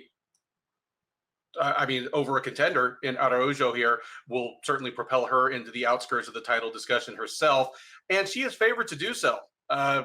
Minus 250 on Araujo, or sorry, not minus 250 on Silva. Araujo coming back at plus 200. Keith, I'm going to toss this to you. I keep waiting for Viviane Araujo to be completely shot, completely spent, and she keeps on at least being competitive. Does it stay that way here, or do the wheels finally start to fall off? Well, I think both could be true. Like, she could lose and still be competitive. She's good. Like, I think she's pretty good. I don't think she's as good as some people at one point thought. She is a good athlete. She moves well. She's explosive. She's a good counter striker. She sets up her shots well with feints and then counters off those feints. She got quick hands. She targets the body. She got a good kicking game. I like her calf kicks. The issue is she doesn't mix her punches and kicks together well. I said this before about it. She's either boxing or she's kicking. She's not kind of really mixing them together. She also doesn't check leg kicks. She lacks head movement. She's got a good ground game. She's got solid entries, good fast entries. She did struggle to take Alexa Grasso down in their fight, but I mean, that's not a bad fighter to struggle against. If she gets the fight to the ground, very good top game, good control, good grappling. I mean, look at her back takes against Andrea Lee, who's not a bad grappler herself. I am a little worried about a gas tank as she's gassed in the past, and she's also at the age where suddenly a lot of this explosive and speed can decline, and I think we've already seen signs for that. Karine Silva, she's a good fighter herself. I mean, she's a kickboxer. She's well-rounded. I say she's on the feet. She's a kickboxer, fast hands. She attacks with straight shots down the pipe, throws tight combinations, huge kicking game, a lot of teep kicks, quick high kick. She's a good offensive wrestler, chains takedowns together really well. Also likes some body lock takedowns. She's a really good grappler, fast back takes, has 9 submission wins, can get subs off her back. Also got a Gogo Plata on the Contender Series, which was impressive. Almost got a Gogo Plata. She didn't finish it, but she got it. She didn't get the submission. She does play BJJ a little bit too much, so she might struggle to get back up to her feet if she's taken down. That's the avenue of victory for Araujo is get the takedown and get on top. I like both fighters. I think the line should be slightly closer. The issue is Araujo really relies on being so athletic at 37 and showing signs of decline. You said, "Could the wheels fall off?" I don't think it would completely fall off, but I think this might be a tough stylistic matchup. I mean, getting takedown is such a big part of her game, and Silva's even bigger than her. She's probably a better wrestler. She's got a good submission grappling game herself. She's younger. She hits harder. I just think she's slightly better than Araujo everywhere. So give me Silva by decision. Yeah, I like the breakdown there. And you jumped right to what I was going to kind of throw out. If Araujo wins this fight, I mean, unless we just get some freak occurrence that is unforeseeable, the obvious route to victory is Araujo manages to get takedowns in 2 rounds out of 3, and Silva spends too much time off of her back, trying to throw up subs from her back, and doesn't succeed and doesn't put Araujo in enough peril to sway the judges. Like that's the obvious way that Araujo wins this fight, but it's hard to pick that to happen because, as you mentioned, Araujo, like, things haven't fallen off. She's still a good athlete. She's still strong as an ox, but her gas tank was okay at best in her prime a couple of years ago. It's gotten more and more iffy at this point. So picking her to get kind of a grindy, wrestling heavy win feels like tough sledding. Meanwhile, Silva just seems to be coming into her own here. She's looked really impressive, well-rounded, athletic. Yeah, I mean, she has all the look of a future contender, and the future is basically now if she gets past Araujo on Saturday, and that's what I'm picking as well. Give me Karine Silva to probably win all 3 rounds here, but in a fight that feels competitive from round to round, even if it's 30-27. Third from the top at UFC 309, also known as the People's Main Event, at least these 2 people, is a middleweight matchup between the undefeated Bo Nickal and Paul Craig. Nickal, the 28-year-old Texan-born, by way of Pennsylvania, by way of Florida, American. 6-0 as a professional mixed martial artist, 3-0 since joining the UFC as a 2-time veteran of Dana White's Contender Series. He was on the Contender Series back in 2022. He choked out Zach Borrego in the first round. They made him come back 6 or 7 weeks later. He tapped out Donovan Beard in the first round. And again, since then, 3-0 with 3 stoppages within the first 2 rounds. He still has yet to see a 3rd round as a pro. He has already fought once this year. It was at UFC 300. He tapped out Cody Brundage in the 2nd round for his longest fight to date. He will look to make it 7-0 as a pro against eternal spoiler Craig. 36-year-old Scott is 17-8-1 overall. He's 9-8-1 in the UFC. While he has a number of remarkable, memorable, come from behind wins, the fun has mostly dried up in the last 2 years and change, and he has lost 4 out of his last 5 fights, including his last 2. He's already fought once this year as well. It was at UFC 301 back in May, where he got knocked out in the 2nd round by Caio Borralho. Worth noting about Craig is that he fought at light heavyweights all the way up until the beginning of last year. He decided to drop to 185 pounds, and since then he is 1-2. Odds on this one, it's pretty close. I mean, the odds may even migrate to make it a pick 'em by the time they walk into the cage. But as of right now, Nickal is a modest minus 1,300, Craig plus 700 coming back. All right. Obviously, if you've watched this show even once before, you know that Bo Nickal is the closest thing we have to an official state religion of the Shillan and Duffy show. But we mention him every single episode as a little bit of a running gag.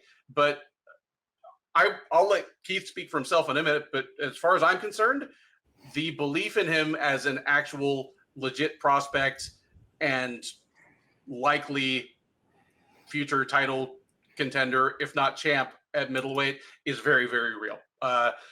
He has all the tools.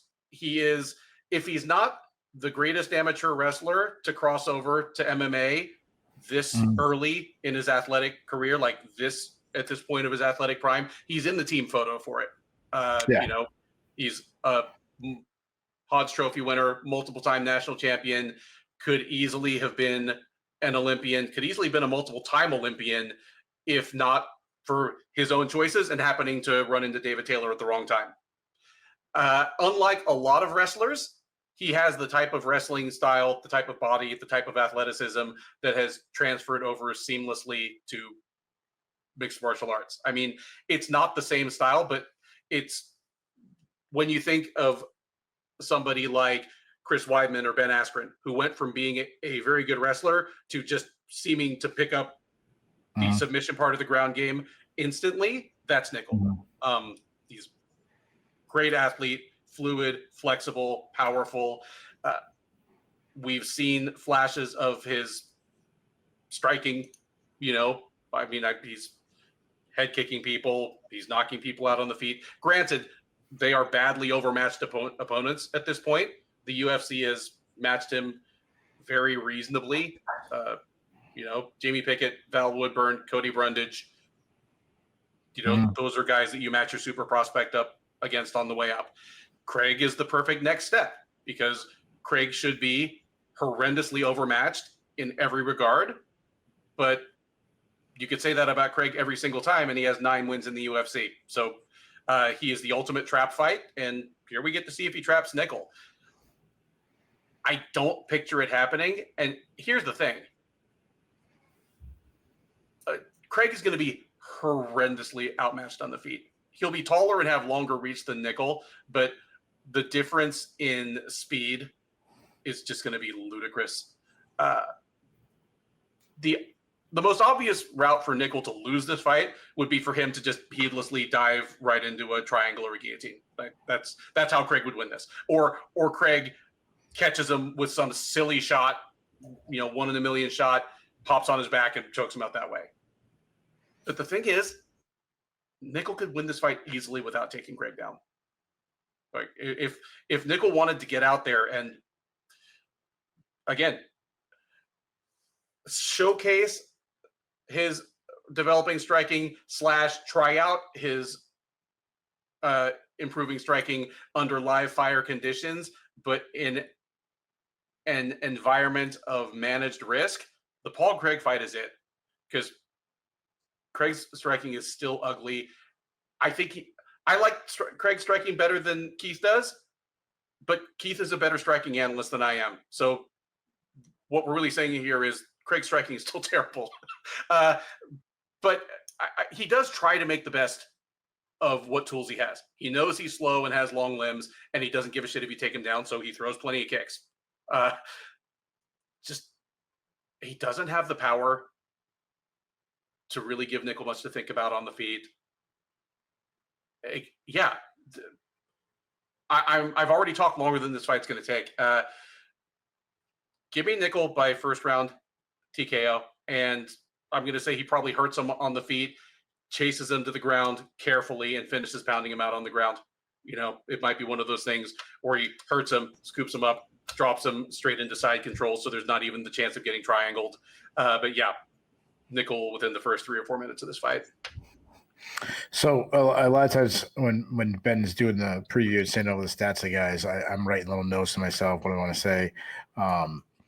Would you say the Bo was for favorite? Oh, minus 1,300. Is that a bigger favorite than Jon Jones? No.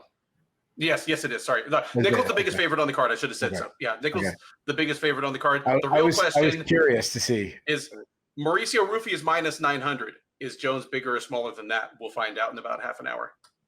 I'm going to guess. No, I mean, maybe. I don't know. Who knows? So this is what I'll say about Bo Nickal. So I want to remind people that Bo Nickal has 6 professional fights. Like some people, like you kind of alluded to it saying like, oh, he's he faced lower level competition in the UFC, and I mean some people expect this guy to be like freaking like immortal out there, and if he doesn't absolutely annihilate everybody, he sucks. Like I've seen people say, oh, he got exposed against Cody Brundage because Cody Brundage landed a punch against him. Or even better than that are the people that say his wrestling's overrated because it took him 2 tries to get Jamie Pickett down. Yeah, which is so fucking stupid. Like, I mean, the dude's fighting Paul Craig in his 7th professional fight, and people are claiming he's being protected. I constantly say, he's, if he mentions anybody higher than like he keeps getting mentioned with Chimaev, and he keeps talking about Chimaev, and it was like, oh, he's fighting tomato cans. Like, this is his 7th pro fight. He's fighting Paul Craig. His professional debut came after Stipe's last fight. Like his entire career has gone on since we last seen Stipe Miocic. I mean, it's kind of remarkable to be in the situation that he's in. It's very few fighters have been able to do this. Now I know Alex Pereira and Jon Jones, a couple of those guys, but you get my point. Like the elite guys. He's a long and lengthy fighter. He's a southpaw. He likes to strike despite being the best wrestler in the entire UFC. He's very loose, relaxed in his stand up. He used a lot of feints to set up his shots well. His threat of takedowns does open up striking opportunities for him. I mean, the perfect example is that Val Woodburn fight where Val was he fell for 1 or 2 feints, and then suddenly Bo just went over the top and just knocked him clean. He obviously shows that he has power. I am worried if he can take a punch. I mean, like I said, he's 6 fights in his career, and I think he's been punched 1 or 2 times. I honestly don't know if Cody Brundage just hit him. It makes it seem like Cody Brundage just knocked him into next week, and it's like I don't remember him getting hit. And just real quick, it's worth noting, how long did it take us to find out that Brock Lesnar couldn't take a punch? I'm really asking that for like the fans or people who are watching and thinking that remember those days. He looked unstoppable until some people started hitting him in the face cleanly. Yeah, that may be Bo for all we know. Yeah, that could be. And I mean, if Paul Craig's the guy who lets us know, then that is an issue because it's not Paul Craig's game. But obviously, you mentioned his credit. I mean, he's the best wrestler in all of MMA. Now, people have talked about this. Some guys are more credentialed, which they're credentialed. There might be guys with more credentials, but they're like, it's nitpicking. I mean, it's they're talking about like the best, number 1 in the world to number 5 in the world. Like it's that close. I mean, but what I've said before, and I'm going to say it, I'm going to New York this week, and I'm going to ask Bo specifically. Nobody came into MMA, and I know you kind of alluded to this. Nobody came into MMA where they could still compete at the highest level. Like we've had Olympic champions, world champions, Olympic medalists, etc., who's come to, like, take Henry Cejudo. Henry Cejudo was Olympic gold medals, which is better than what Bo is did, on the international scene. But 4 years later, he tried making the Olympic team again, and he couldn't. And he declined, and he wasn't the second best in America or the third best. He was really declined. Then he came to MMA. Bo's kind of the same. Bo's not in that situation, I should say. Bo could be on the the world team right now. Like he, obviously he might have declined since we last saw him in wrestling, but you get my point. Like he was at the peak competing, facing guys like David Taylor, like Aaron Brooks, but I was trying to think of some other guys, Vicente Joseph and these kind of guys, like best of the best type guys. So like people who talk about wrestling, have you seen this guy? He struggled to take down. Bo Nickal would, in a straight wrestling match, freestyle wrestling match, folk style wrestling match, whichever style you want, Bo Nickal would pin every single guy in the UFC in seconds. Yes. I don't think anybody would make it, including heavyweights. I don't think anybody would make it out of the first period against Bo Nickal in a straight wrestling match. Don't at me. Don't talk about Chimaev could beat Bo in a straight wrestling match. Listen, you say that shit, you don't know shit about wrestling. It would be a fucking embarrassment. I make jokes about soccer and shit, but I don't know. You tell me this guy, if you're some European and you say, fucking Ronaldo's the best soccer player, I go, okay. I'll take your word for it. If you say, what's the other guy's name? Messi's the best. Okay. You say some other guy. Okay. You saying someone like Chimaev is a better wrestler than Bo Nickal just shows you that you've never watched international wrestling. You have no idea what you're talking about. It would be like saying a fast soccer player could beat Usain Bolt in a freaking race. No, it could not happen. Not fucking close. I'm not talking about MMA. I'm not talking about fighting MMA. I'm not even talking about MMA wrestling. I'm talking straight freestyle rules. Yeah, you already went through his credentials. You're talking about a 4-time NCAA All-American. You're talking about a 4-time NCAA finalist. You're talking about a 3-time NCAA champion who is super close to be one of the very few to win 4 titles. He lost in the finals to Miles Martin, who he beat later on for an NCAA title. He's a Hodge Trophy winner. The Hodge Trophy is the Heisman, and he could have won it multiple times, if we're being honest. He was one of the greatest pinners in NCAA wrestling history. He and people are like, oh, well, that's NCAA and that's America. Yeah, well, he won the U23 World Championship too, so he can compete on the national stage. And the U23 is usually a pretty good predictor of how the next Olympics are going to go. Oh, absolutely, it's a fantastic one. Yeah, absolutely. Yeah. He missed the Olympic team because he was in David Taylor's weight class, who went on to win gold. And you know what? He could have done what other people do in other countries, which Bo has actually addressed, where, you didn't make the Olympic team. Oh, I have an ancestor way down the line that was freaking Scottish. Let me go wrestle for Scotland or England or some shit like that. Like a lot of suddenly random Russian people wrestle for Uzbekistan and some other Turkmenistan and all that. Like he could have done that. He didn't do that. And it wouldn't have been surprising if he would have medaled at the Olympics.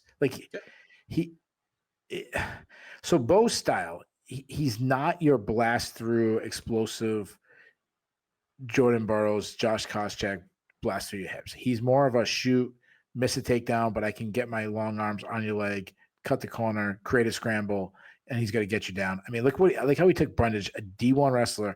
He took him down with this beautiful double leg right to a knee pick. He takes you down. He's got incredible smothering top control. He's extremely creative, at what he does with wild techniques, good upper body takedowns and throws. Nobody takes him down. Like you're talking about Miles Martin. One of my all-time memory with Bo Nickal's career is when Miles Martin, a Division I NCAA wrestling champion, took him down and got a takedown. And seconds later, he was on his back getting pinned by Bo Nickal in a scramble that is an all-time moment in NCAA wrestling history. He's got this perfect front headlock game. He transitions so well on the ground. He's a submission threat. He's taking up a step in competition. Paul Craig is a huge step up in competition compared to guys he's faced. It wasn't that long ago. Paul Craig was ranked in 1 or 2 fights away. I mean, I know it was like light heavyweight, but 1 or 2 fights away from a possible title shot. He's a huge middleweight. He's a terrible athlete. His boxing is bad. I've said it before. I call him the male Mackenzie Dern. If Mackenzie Dern was half the grappler that she is, his striking technique is bad. I mean, for a huge guy, he looks like he'd be able to, knock a hole in, through a brick wall, but he really doesn't have any power. He doesn't hurt anybody with his punching. He pretty much abandoned his striking against Volkan Oezdemir. I do think his kicking game's okay. He throws a lot of kicks, though he'll throw a lot of, from distance. He'll throw a lot of naked leg kicks. His defense is bad. He keeps his chin high in there. He's very hittable. He doesn't move his head. He wants to close his distance, but he isn't a wrestler. He's a guy, and definitely not close. I'm not going to keep going on. Not close to Bo's level of wrestling, but he's a guy that he doesn't mind catching a kick and then getting a takedown, but. Dude, he could start with Bo's leg, and he's not. I don't think he's going to get Bo down unless he wants. Like you've been in the wrestling room where there's different ways you do live wrestling, but sometimes you do what like most people call situations where you actually start in a random all right, guys, one guy down, one guy up, one guy like this, one guy like that, grab a leg down, and sometimes you start with one guy holding a leg high up in the air. I think if he held Bo's leg like shoulder level, I don't think he's taking Bo down. I think Bo will create a scramble and win that. He might try to pull guard on Bo. He might try to Imanari roll. He pulled Volkan Oezdemir into the mount. One of the best things that could happen to Paul Craig is getting hurt on the feet and falling down and hoping Bo follows him.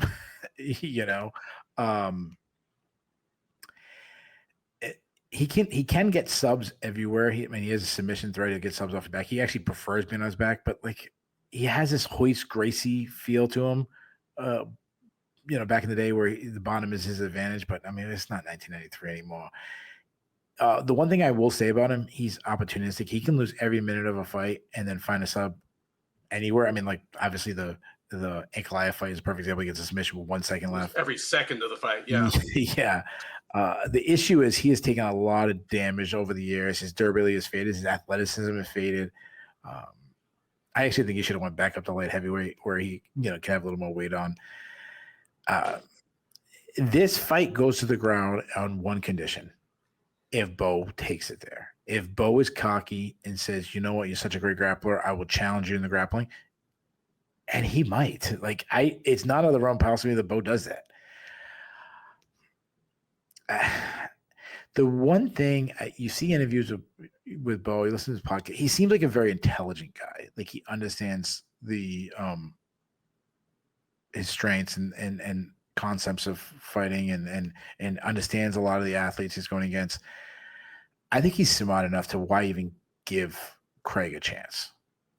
Bo shooting on a takedown on Paul Craig is kind of Max Holloway's point to the center. Like, let's throw down. Like, I'm going to give you an opportunity. I don't think he does. I think he just steps inside Paul Craig's kicks, catches the chin, catches it a lot, and I think Bo's going to put him down. I think fight's going to hit the ground, and it's going to be Bo dropping hammers, fists, Bo dropping elbows, maybe 12-6 elbows, but I think it helps him, the 12-6 elbow. I know people think a lot of people think the 12-6 elbow hurts wrestlers because, you sprawl out, you can do that, and it could. But if he gets on top of those 12-6, I think he's got to batter Paul Craig. Give me Bo Nickal by first round knockout. That brings us to the co-main event of UFC 309, a lightweight matchup between former champ Charles de Bronx Oliveira and Michael Chandler. Oliveira, the 35-year-old Brazilian, is 34-10 with 1 no contest overall. He is 22-10 with 1 no contest in the UFC. He is, of course, the former UFC lightweight champ. He won that title back in 2020, 2021. He no longer owns it. It was taken by Islam Makhachev just a little over 2 years ago. He has fought 2 more times since then, and he is coming into this bout off a loss. He fought at UFC 300 back in April, where he dropped a split decision to likely near future title challenger Arman Tsarukyan. So he's looking to get back in the win column here, looking to assert that his career second act is not quite done yet and that he's a factor in the title picture himself. He will look to do so at the expense of Chandler. 38-year-old Missouri native fighting out of Florida is 23-8 overall. He is 2-3 since joining the UFC out of Bellator a little under 5 years ago. He is coming in off a loss as well. He fought almost exactly 2 years ago at UFC 281, where he succumbed to a third-round rear naked choke after a back-and-forth fight of the year type fight with Dustin Poirier. He has been on the shelf ever since. He's had a couple of little dings here and there, but mostly it has been him coaching against Conor McGregor on Tough, waiting for McGregor to come back to the UFC and fight.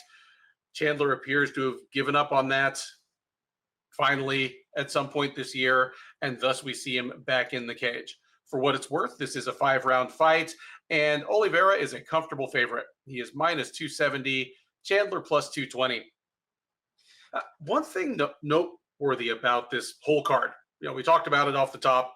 Got a couple of sensational matchups at the top. It's got one of the top prospects in the whole sport. It's got some interesting stuff on the undercard. Both of the top 2 fights, I mean, we have a 38-year-old who hasn't fought in over 2 years at lightweight, and we have a heavyweight that hasn't fought in longer than that in the main event. It'll remain to be seen whether this ends up being UFC 309 ring rust or UFC 309 ring rust is not real. I don't know which it is, but it's good to have Chandler back in any capacity. It's easy, at least for me, to lose sight of the fact that the guy's one of the greatest lightweights who ever did it. Right up until he left and maybe handed the mantle over to Patricio Pitbull, he was Bellator's greatest homegrown talent and greatest homegrown star, a star wrestler from Missouri who brought next level athleticism. I mean, he's one of the greatest athletes in the history of this division, and at his best was incredibly well-rounded. Like, yes, he's a great MMA wrestler, and I've said this before, he is athletic and explosive. There's always the punchline because that's what Mike Goldberg used to always say about any black UFC fighter in like 2006 when he couldn't think of another way to talk about him. But that's Michael Chandler. Like, he is a very good technical wrestler, but he also finishes takedowns that he shouldn't be able to finish just because he is so strong and so explosive. Like, I've seen people sprawl perfectly on him and he picks them up anyway and then dumps them on their head. He is a good striker who, for the most part, has overcome his disadvantages in height and reach. He's lost fights, but none of them were because he was too short. He's one of the hardest hitters in the history of the lightweight division in terms of one-shot power. And even now, like, he joined the UFC and it seemed likely that he was on the downswing of his career. He'd gotten shockingly knocked out by Patricio Pitbull. He bounced back from that with a couple of wins over Sidney Outlaw and a very washed-up Benson Henderson. The UFC signed him, and honestly, if anything, I think he's been a pleasant surprise. Even though he's 2-3 in the UFC, he's been right there. Like, Justin Gaethje blew out Chandler, but no one else has. I was there at UFC 262 back in 2021, where a little more twitchy ref and Michael Chandler is your UFC lightweight champ. Like, that thing could have been stopped in the first round. He knocked Oliveira down a couple of times, hit him with some ground and pound. Oliveira survived. It's the kind of fight that Oliveira would not have survived 5 years before that. And even his most recent loss to Poirier, he lost the first round. Second round, he decided to wrestle, since his offensive wrestling against Poirier's defensive wrestling was the most obvious, glaring skill mismatch in the fight. He won that round that way, and just Poirier was great in the third round. Took his back in a scramble, tapped him out fast. But Chandler's been right there with the best the division has to offer, even as he pushes towards 40. The question will be what he's got left after 2 years on the shelf. 2 years, frankly, of frustration. I mean, the guy's been waiting for a life-changing payday for 2 years now. Like, there's no way in 2015 he would have waited for this kind of fight. But he was like, I'm 36. I've got a limited number of fights left. The McGregor fight is the one that probably guarantees me low seven figures, and I can swing off into the sunset with my family. And it never materialized. That makes you feel for him, especially because the other half of it is McGregor that has made himself a real tough guy to root for in recent years. But he's back, and if anybody can look as good at 38 as he did at 36, it's probably Chandler. Just a guy that's always been a consummate professional, always clearly taken very good care of himself. Like, Michael Chandler's not the kind of guy that gets fat between camps. So if he's the exact same guy that fought Poirier in 2022, that fought Oliveira in 2021, I give him the same chance against Oliveira that I did the first time they fought. And again, he could easily have been the champ if it had been a different ref in the cage that night. I'm not saying I thought it should have been stopped. I'm glad it wasn't, because Oliveira was clearly okay, but that's how close he was. Oliveira, we've talked about his resurgence a few times. I talked about Jim Miller earlier, fittingly, since Oliveira and Miller have actually fought twice, but I had to revise my notes on Jim Miller since we started doing this show 4.5 years ago. Same with Oliveira. You know, as late as 2018, Oliveira was the ultimate glass cannon. He was one of the most offensively potent fighters in the entire sport. Like, he was already probably the greatest pure submission specialist in the sport, and always very underrated as an offensive striker. But he was not great defensively, and durability was a huge problem for him. Like, he was easy to rock, and if we're being honest, he sort of seemed to wilt when things started going bad. And a lot of that was probably made worse because he tried to fight at featherweight for a lot of that time. I've, at this point, covered several Charles Oliveira fights in person. I've stood across from him. I've shaken his hand. I have no idea how that guy made 145. He is a big dude. Yeah, moving up to 155 and whatever changed between the years, the guy became, I mean, yes, he's one of the greatest lightweights of all time, but for a few golden years there, he was one of the best lightweights we've ever seen. You know, like, if you could do a fantasy tournament where you got, like, you know, 2021 Khabib Nurmagomedov, 2003 BJ Penn, you know, 2007 Tatsuya Kawajiri, 2020 Charles Oliveira. I think he does pretty well in that tournament. He was just absolutely incredible. And I don't think that's gone away. Yeah, he lost to Islam Makhachev, but Makhachev may just be a better fighter, period, regardless of the specifics of the style matchup. And it was a terrible style matchup. He's the man. Yeah, he's the man. I think Oliveira would have lost to Khabib if they fought, but in some ways, I think Makhachev might beat him even worse than Khabib. Because on top of everything else, I think Makhachev is a little bit better striker. And then against Arman Sarukian, who might be your champ a year from now, for all we know, it was a razor close fight. He still got it. And so what is he? He's a fantastic submission grappler. Early in his UFC career, when he wasn't as physically strong as he is now and just didn't have any wrestling at all, it was all subs from the bottom. But now he can stick a takedown just fine. It's not his first choice, but if he sees the opportunity, he has no problem shooting a reactive double on people, and it's nice. And he finishes with authority. His ground and pound is mean in a way it wasn't early in his career. And that just sets him up to be able to get some nice topside subs as well, because he's there doing damage on people until they will turn their back, whatever the case may be. He's a nasty Muay Thai striker on the feet. Hooking up with Shooterbox Diego Lima has done wonders for his striking. He's still hittable, but all of a sudden, when you hit him cleanly, he doesn't just wilt and disappear anymore. Like, he's been in some firefights, and even if he doesn't win the firefight, he survives it and comes back to beat that fighter later. I mean, how many fights in a row was he in some trouble before he won? the Chandler fight, the Poirier fight, the Gaethje fight, 3 in a row right there where he was in trouble. And against Chandler and Poirier, he was in big trouble and then came back and blew him out. I just talked for I think 10 minutes about this fight. I see this pretty much the same way I did their first fight. I'm picking Oliveira to win, but he's almost certainly going to have to walk through fire to do it. And against two fighters as offensively potent as these two, it really is a game of inches. Like a punch from Chandler that drops Oliveira and one that just knocks him out cold. The difference is like a half an inch. I'm picking Oliveira to win this like he did the first one.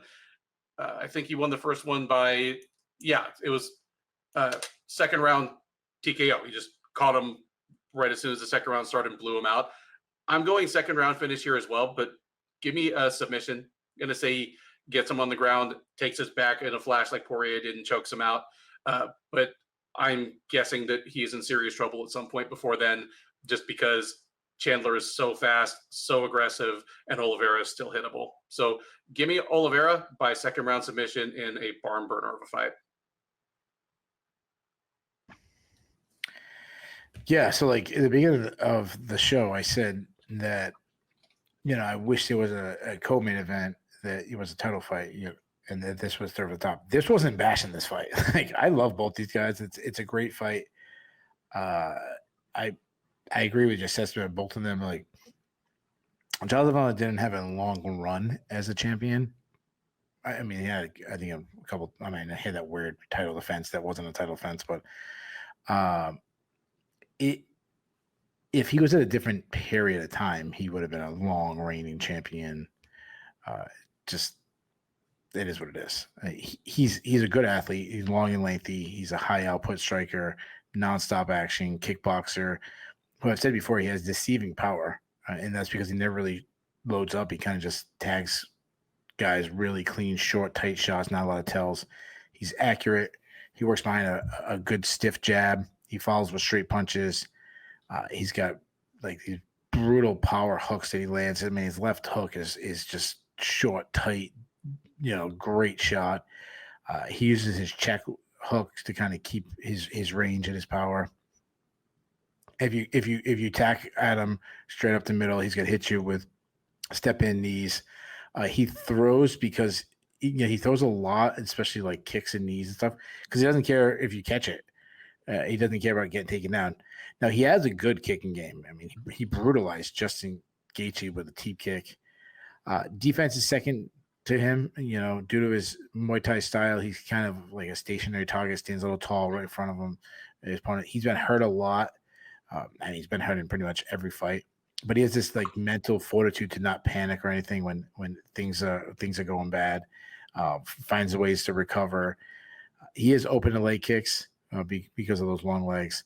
He uses his size well inside the clinch. He's an underrated wrestler. He looks for body lock takedowns. He has some judo throws. He could easily be taken down himself again because he doesn't care about going to the ground. He can create a scramble, get on top, or just catch a submission. If he's on top, he's got some like great ground and pound. And obviously, we talked about his submissions. I mean, he's the best submission threat in the history of the UFC. I mean, he can lock a sub in any position, and nobody can lock in a sub quicker than he can, and the fight's over. He can also sweep off his back, and he's got great cardio. Like he won't stop; he'll go hard, and his fights are such high paced. You move with Chandler. Chandler's a guy I've always loved. This guy, I love his style. His blend, classic wrestler boxer. The issue is, we talked about Charles Oliveira. Charles Oliveira didn't fight in a while. I would be worried about decline and everything after, once he lost to the Makhachev and all that. But he hasn't shown signs of decline. He's lost to really good guys, but he's shown flashes. Chandler hasn't fought in 2 years. It's hard to know what we're getting. Adding that he's 38, I mean, he could look like a shell of his former self. Now, based on what we last seen, he's a well-rounded fighter. He's as long as the ring rust that you mentioned isn't there, he's your classic wrestle boxer. He's explosive. He fights behind a high guard. a lot of in and out movements. It's suddenly until he darts into range. He lands hard shots. He has tight boxing. He works the body really well. He's one of the guys who starts the game going early to the body because he knows it's going to open up power shots later. He has serious power in both of his hands.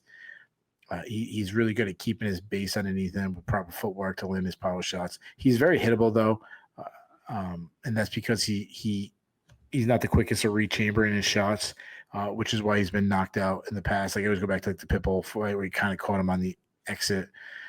He doesn't check leg kicks too. I mean, this is forever ago, but like remember when his leg fell out on him in the previous fight. He's a good wrestler. He's got super fast entries. Explosive 3 hips kind of guy, freakishly strong. He grabs a limb and you go flying. Good top game. Questionable about his cardio because he wrestles so much in a fight, and we haven't seen him go 25 minutes. Again, very similar to Charles Oliveira, where it's going to be a frantic pace. I mean, this is such a fun fight. With all the things that Michael Chandler is going through, I really want him to win, and that is not a knock on Charles Oliveira. I mean, how could you not love Charles Oliveira? It's just like, man, this poor guy. He waited for that mega fight. Kind of a guy who deserves, a big moment in MMA, and he never got it. A guy who's been so close before to getting a big moment and didn't get it. I think Chandler is such a wild card because, like you said, he was so close to winning that first matchup. If back then, if they fought 10 times, he might have won 5. I mean, he can crack, and he's got the power. He can put anybody out anytime. I think he hurts Oliveira a few times. I think it's going to look a lot like the first fight where he's having success, but Oliveira finds a way to recover. I say he lands a hard punch, a kick that drops Chandler. I think he jumps on a submission, and it could be a guillotine, could take his back. Who knows? But give me Oliveira by 3rd round submission. With that, we come to the main event of UFC 309. 5 scheduled rounds for the undisputed heavyweight title between your champ, Jon Jones, and the challenger, former champ, Stipe Miocic. Jones, the 37-year-old New Yorker, New Yorker by way of New Mexico, is 27-1 with 1 no contest overall. He is 21-1 with 1 no contest in the UFC. He is, of course, again, your multiple-time former light heavyweight champ, without question, the greatest fighter ever in that division.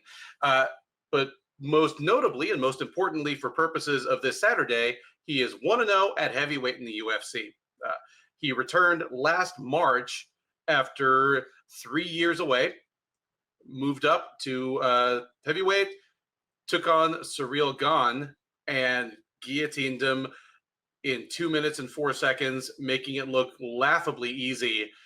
He has been on the shelf ever since. He had a major biceps injury, and since he's been available to fight, recovered from the injury, it's just been a matter of who. There seemed to be a lot of fan sentiment in favor of Tom Aspinall being the opponent, but for what it's worth, Dana White has always been pretty adamant about how Stipe Miocic, if he's available and willing, was going to get the shot. And sure enough, here we are. It is Miocic entering the cage on Saturday against Jones. Miocic, 42-year-old from Cleveland, is 20-4 overall. He is 14-4 in the UFC. He is a former heavyweight champ. He is opinions can differ on who the greatest heavyweights in mixed martial arts history are, but you can make a very good case that he's the greatest UFC heavyweight of all time. He is the first and thus far only one ever to defend the title 3 times in a row. He is 2-1 against Daniel Cormier and 1-1 against Francis Ngannou, probably the other 2 greatest heavyweights in the UFC of his era. He has been on the shelf for 3.5 years. There was every reason to believe he might have retired permanently. He never said he retired. He always said he believed he was the rightful champ, or at least deserved the chance to prove it whenever he was ready to fight again. And that is exactly what he's getting here. He is not favored to win back his hardware, as Jones is minus 700, Miocic plus 500 as your underdog. So third widest line on the card after Nickal versus Craig and Ruffy versus Llontop. I've said this before when covering cards with lines like this. Anytime there's a favorite of greater than maybe 3 or 4 to 1, I will start from the opposite proposition and say, okay, if the upset happens, what does it look like? What even remotely plausible avenues to victory are there for the underdog? I mean, Miocic is one of the better pure boxers the heavyweight division has seen. He's, good jab, throws cleanly, throws in combination, has good head movement for heavyweight. He's not a huge guy, and he doesn't overthrow, but he has solid power that just comes, again, from being a big athletic guy with good mechanics. Certainly, if you're going to help him by running into his fist, you will fall down. I mean, look no further than when he won the title from Mauricio Verdum, where Verdum's just chasing him. Miocic plants, throws an uppercut, and Verdum's ears are wiggling as he. That's an underrated knockout. Like when you think about like all-time great knockouts, that's an underrated one. It was a fantastic knockout.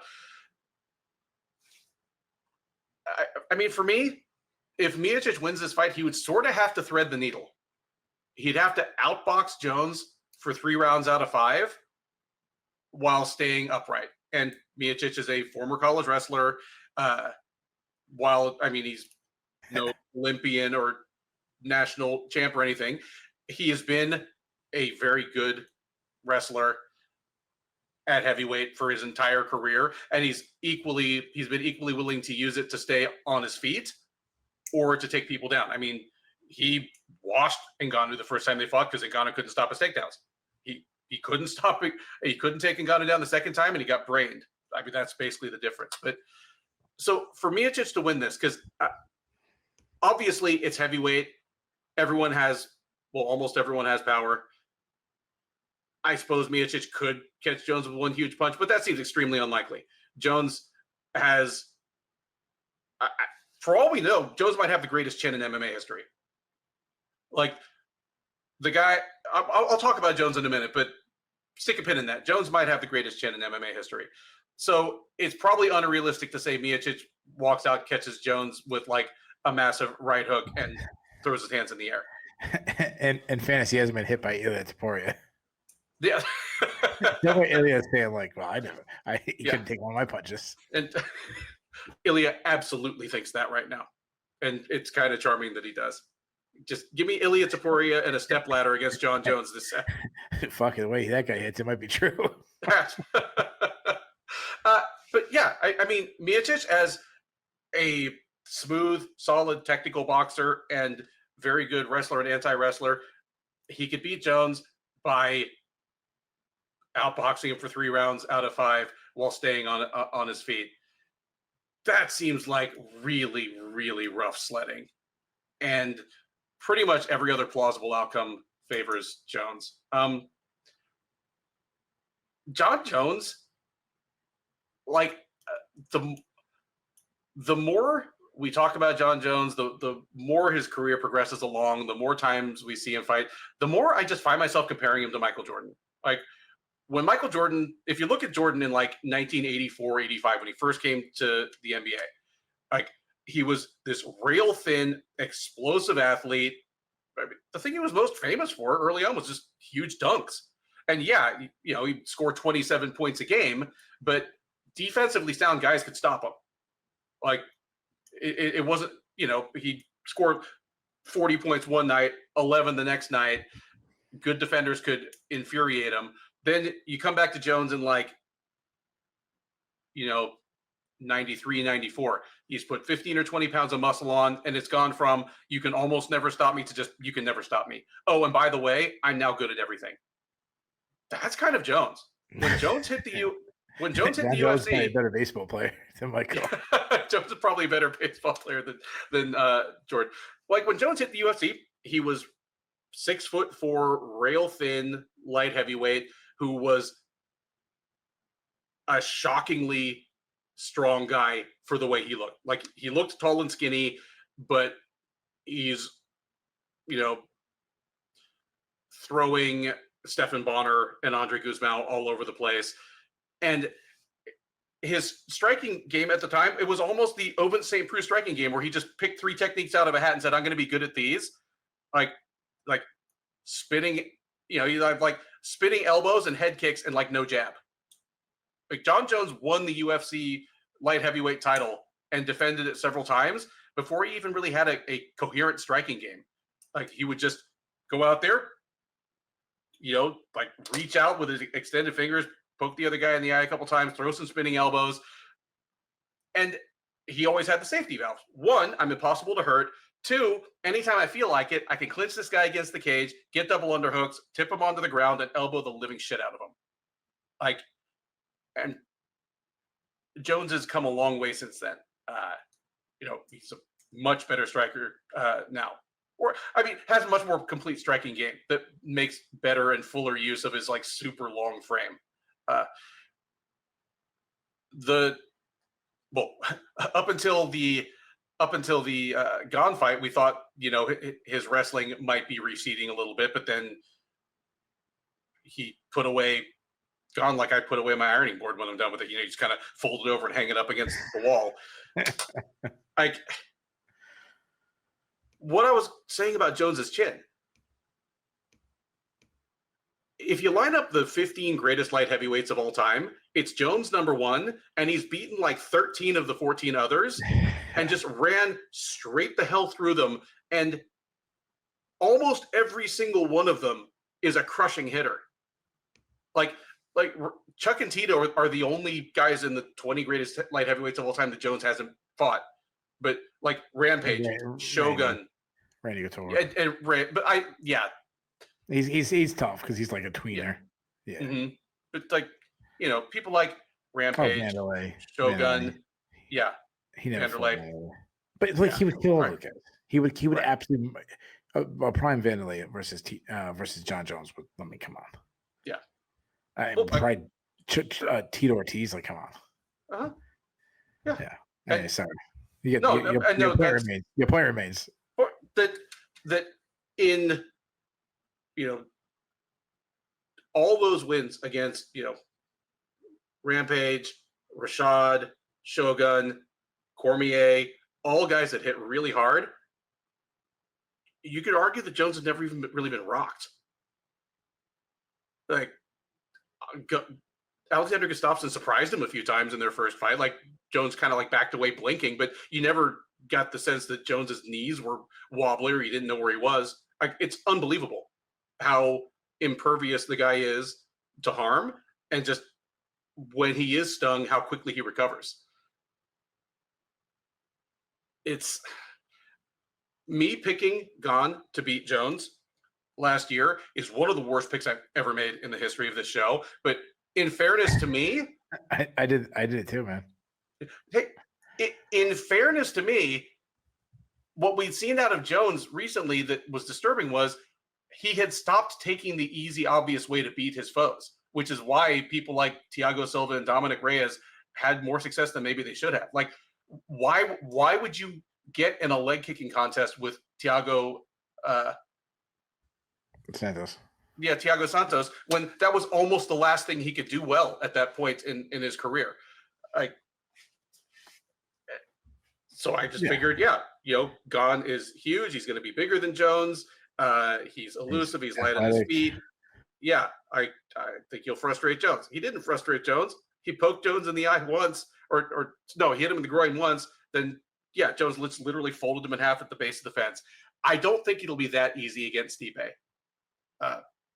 Stipe's, he's just a more skilled, more experienced fighter than Ciryl Gane. What this is going to boil down to probably is something that we've really not seen, and that's Stipe Miocic getting soundly out wrestled. Like, he and Cormier across 3 fights conducted their business mostly on the feet. We haven't really seen Miocic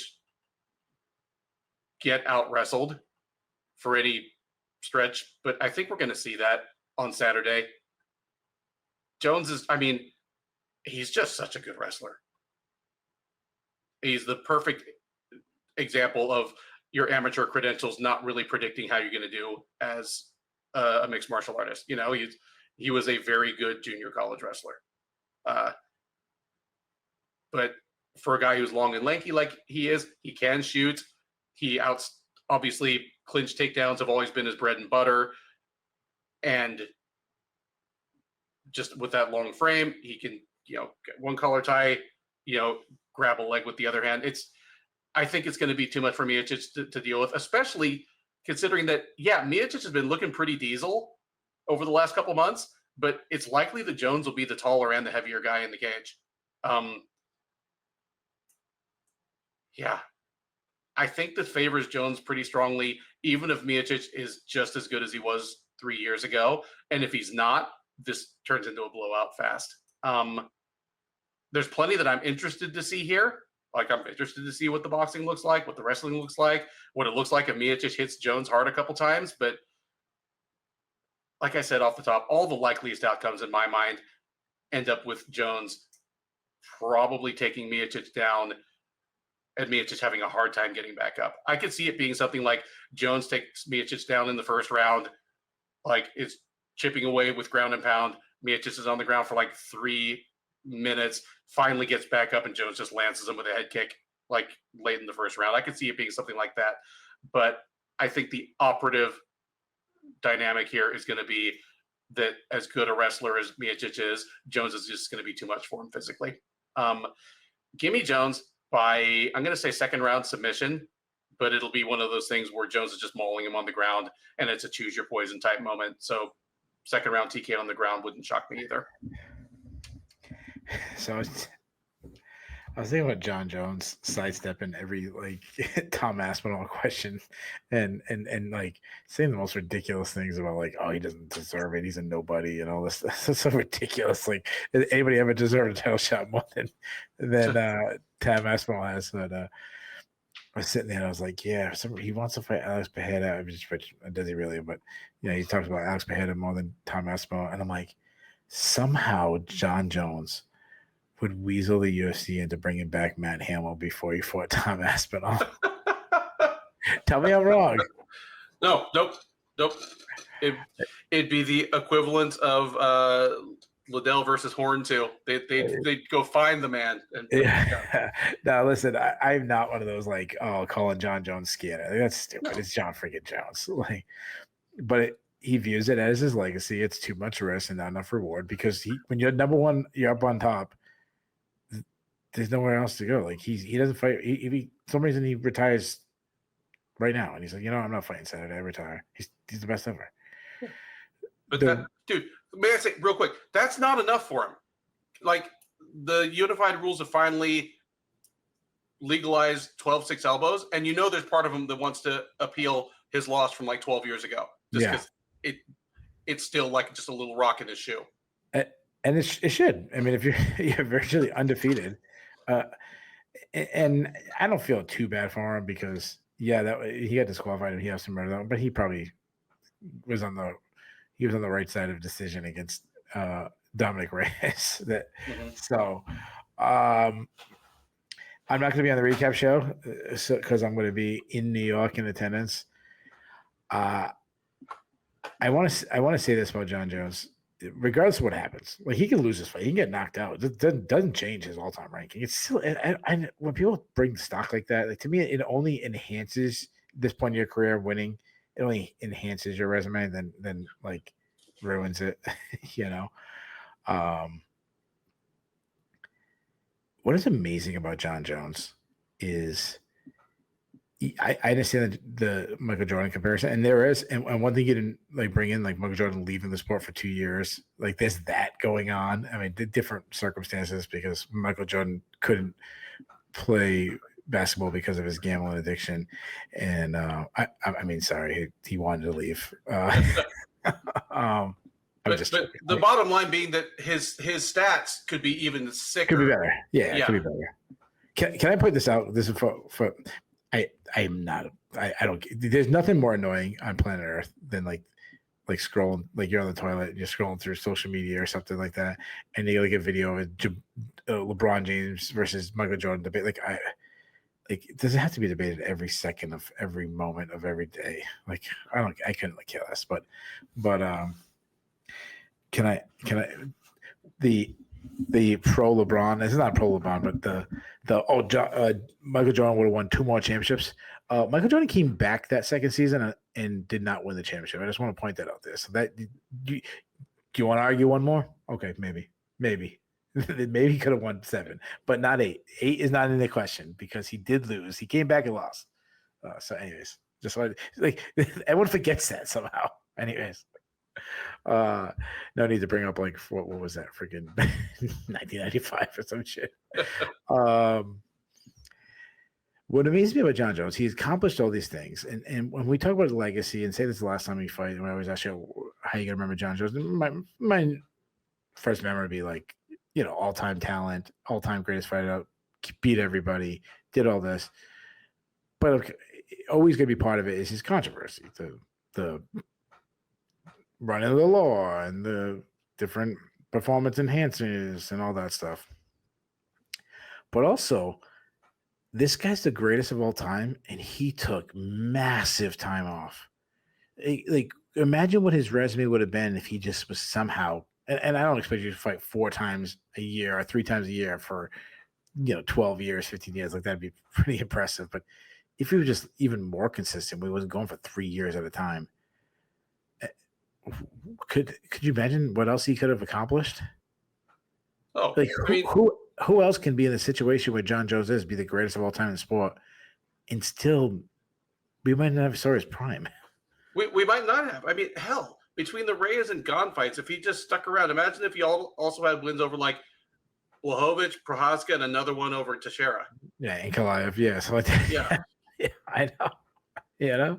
And then the times where he left for a while and had to come back and fight Oban St. Preux because of trouble and all this stuff. I just, who knows? Like he's the greatest of all time, but also like one of the biggest what ifs, somehow, which is absolutely incredible. Just to be also fighting in a UFC championship. Go back to that day when he beat Shogun. To fast forward how many years ago was that? It was 13 and a half years ago. 2011. Yeah, 13, 14 years ago. Like to be at this level, even, a heavyweight obviously makes it a little easier and stuff, but to be at this level for that long. And again, there's a lot of gaps in between, but count up the fights. How many fights is that?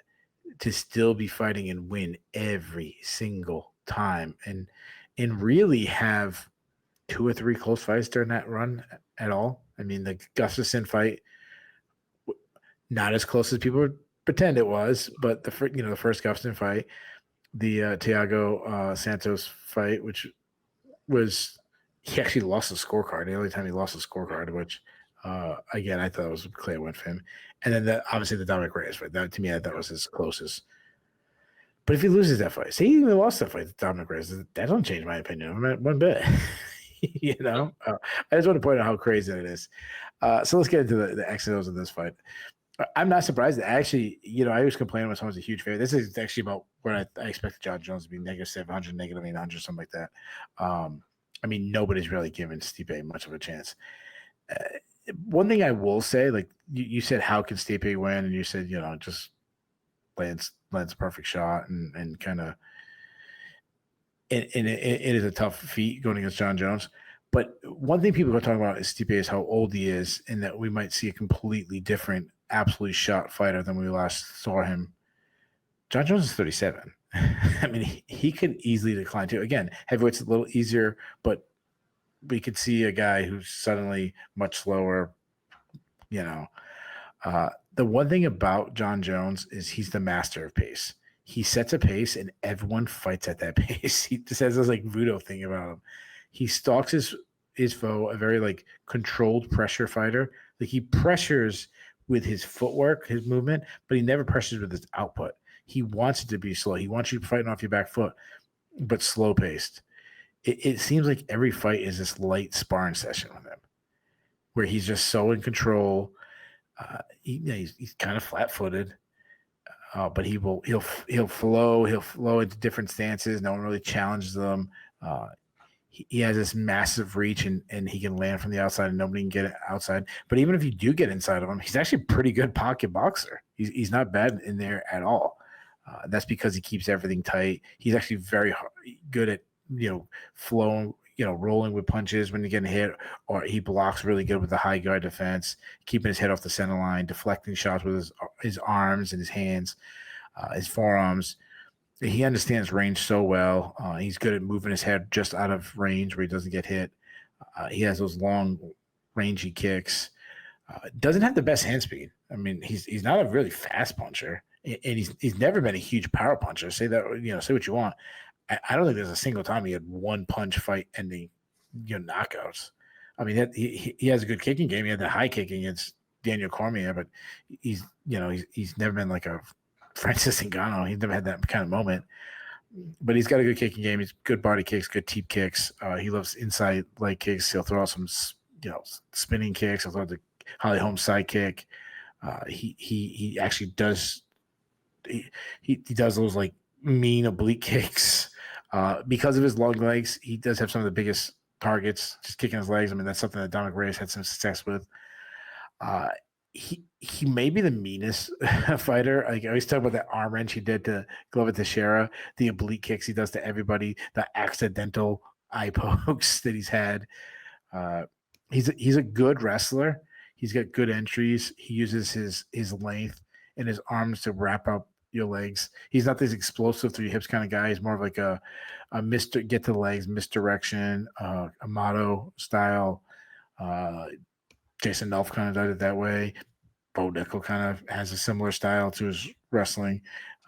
He can get a lot of takedowns, but he reaches for him. And he has, I mean, Dominic Reyes stuffs a lot of his takedowns, but if he gets a takedown, he's got a really good top game. I mean, you saw him how he took down Ciryl Gane and subbed him. He's got some of the meanest ground and pound we've ever seen. You talk about his chin. I don't think I've ever seen him hurt, and he knows the pace he has to fight for all 25 minutes. He never gets, flustered or overexerted. Never seen him like completely gas out trying to go in for a kill. And he's mentally strong. He never panics when things are going bad. Stipe Miocic, I mean, it's absolutely impossible to know what you get from, 42 years old and hasn't fought in 3 years. Based on what we last seen him, he's obviously a solid striker, very boxing heavy guy, tight boxing, throws short, tight shots down the pipe. He never really winds up or anything. He has that legendary straight left. He showed against Daniel Cormier in the second fight that he can go down low and start crushing the body. It's something that he might want to try to do on Jon Jones, go inside, because we haven't seen too many guys work the body of Jon Jones. Maybe there's avenue of victory. He has KO power, which is funny because he's not like this big Alistair Overeem winding up, Derek Lewis winding up. He just throws short, tight shots. He has a bit of a stationary target. He avoids streaks by backing straight up. I mean, that's why Fabricio Verdum rushed in, forward after him. He has been able to take damage, but you have to worry recently. I shouldn't say recently. Recently in fight wise, not in calendar wise, but how he reacts after getting knocked out Francis Ngannou. I mean, right before a couple fights early, he got knocked out by Daniel Cormier with a really short shot. But I mean, in fairness, Francis Ngannou can knock down a building with his fists. I think Daniel Cormier was more of like just perfectly timed, perfectly placed shot. He has taken a lot of damage, but having 3 years off could save his chin. The bigger issue is his athleticism. He's always been a really good athlete for heavyweight, lighter guy, a little lighter on his feet. Has he flowed in 3 years? I mean, I think it's fair to say it's likely. You mentioned his wrestling. He's a good wrestler, and he's smart with it. He wrestles when he should. Like, he could have stood up and struck it out with Francis Ngannou in their first fight, but why? Why not just go to the takedowns? He's good at driving the hips and time and takedowns. This is a tough matchup for Stipe. Yeah, even in their primes, if Jon Jones, 3 years ago when he, 3-4 years ago when he was talking about moving up to heavyweight and had that big journey of putting on weight, and if Jon jumped up then, I still think that was a bad stylistic mismatch for Miocic. I think you hit it right on the head. Like, I really only see Miocic having a puncher's chance, and we've never seen Jon Jones hurt. I expect Jones to soften Miocic up with kicks, probably from the outside, maybe a high kick or two, throw those oblique kicks in. I expect him to go for some takedowns. I expect him to get Miocic down probably in the second round, beat him up with elbows from on top. I think he eventually hurts Miocic with an elbow. I think Miocic gives up a position, and I think Jon Jones locks in a submission. Give me Jon Jones. I'll say second round submission. And that is it. The Sherdog Radio Network preview for UFC 309, Jones versus Miocic. I've been Ben. He has been Keith. If this is your first time watching or listening to one of our previews, thank you. We hope you enjoyed it. We do our best to bring a mix of in-depth analysis and occasional humorous or historic asides or rants about which kind of wrestling is best that we think is pretty unique in this space. Please do like, subscribe, give us that little thumbs up. None of that costs you anything. It makes our bosses happy. It allows us to keep bringing you this content free of charge. Drop us a comment. Keith and I both man the comment section. We'd love to hear your take on these fights. We had a couple of unanimous upset picks on this card, a couple of divided upset picks. If you think we left any upset value on the table, let us know, because if you're right and we're wrong, we will give you all your flowers on the recap. The recap is normally right after the main event. We're going to see what happens there, because Keith is going to be covering this event in person in New York, and I am technically off this week, but I'm coming in on my vacation because hell no, I wasn't missing this preview. So it may be one of us with a guest. It may be two replacement hosts. You guys are familiar with Dev and Dane. Maybe we'll give them the reins for a night, but join whoever it is for the recap. We'll talk about all 12 of these fights, talk about what was good, what was bad, what was surprising, what was controversial. There's always something. Talk about what's next for some of the notable winners as well as losers, and we will talk with you, because the live chat is open that whole time, so the hosts are taking your questions, your comments, and your hot takes in real time. We have a growing community of friends that hang out with us after the fights, and we would love for you to be part of it. Between now and then, thank you once again for listening. Enjoy the rest of your week, and by all means, enjoy these fights. To the sea.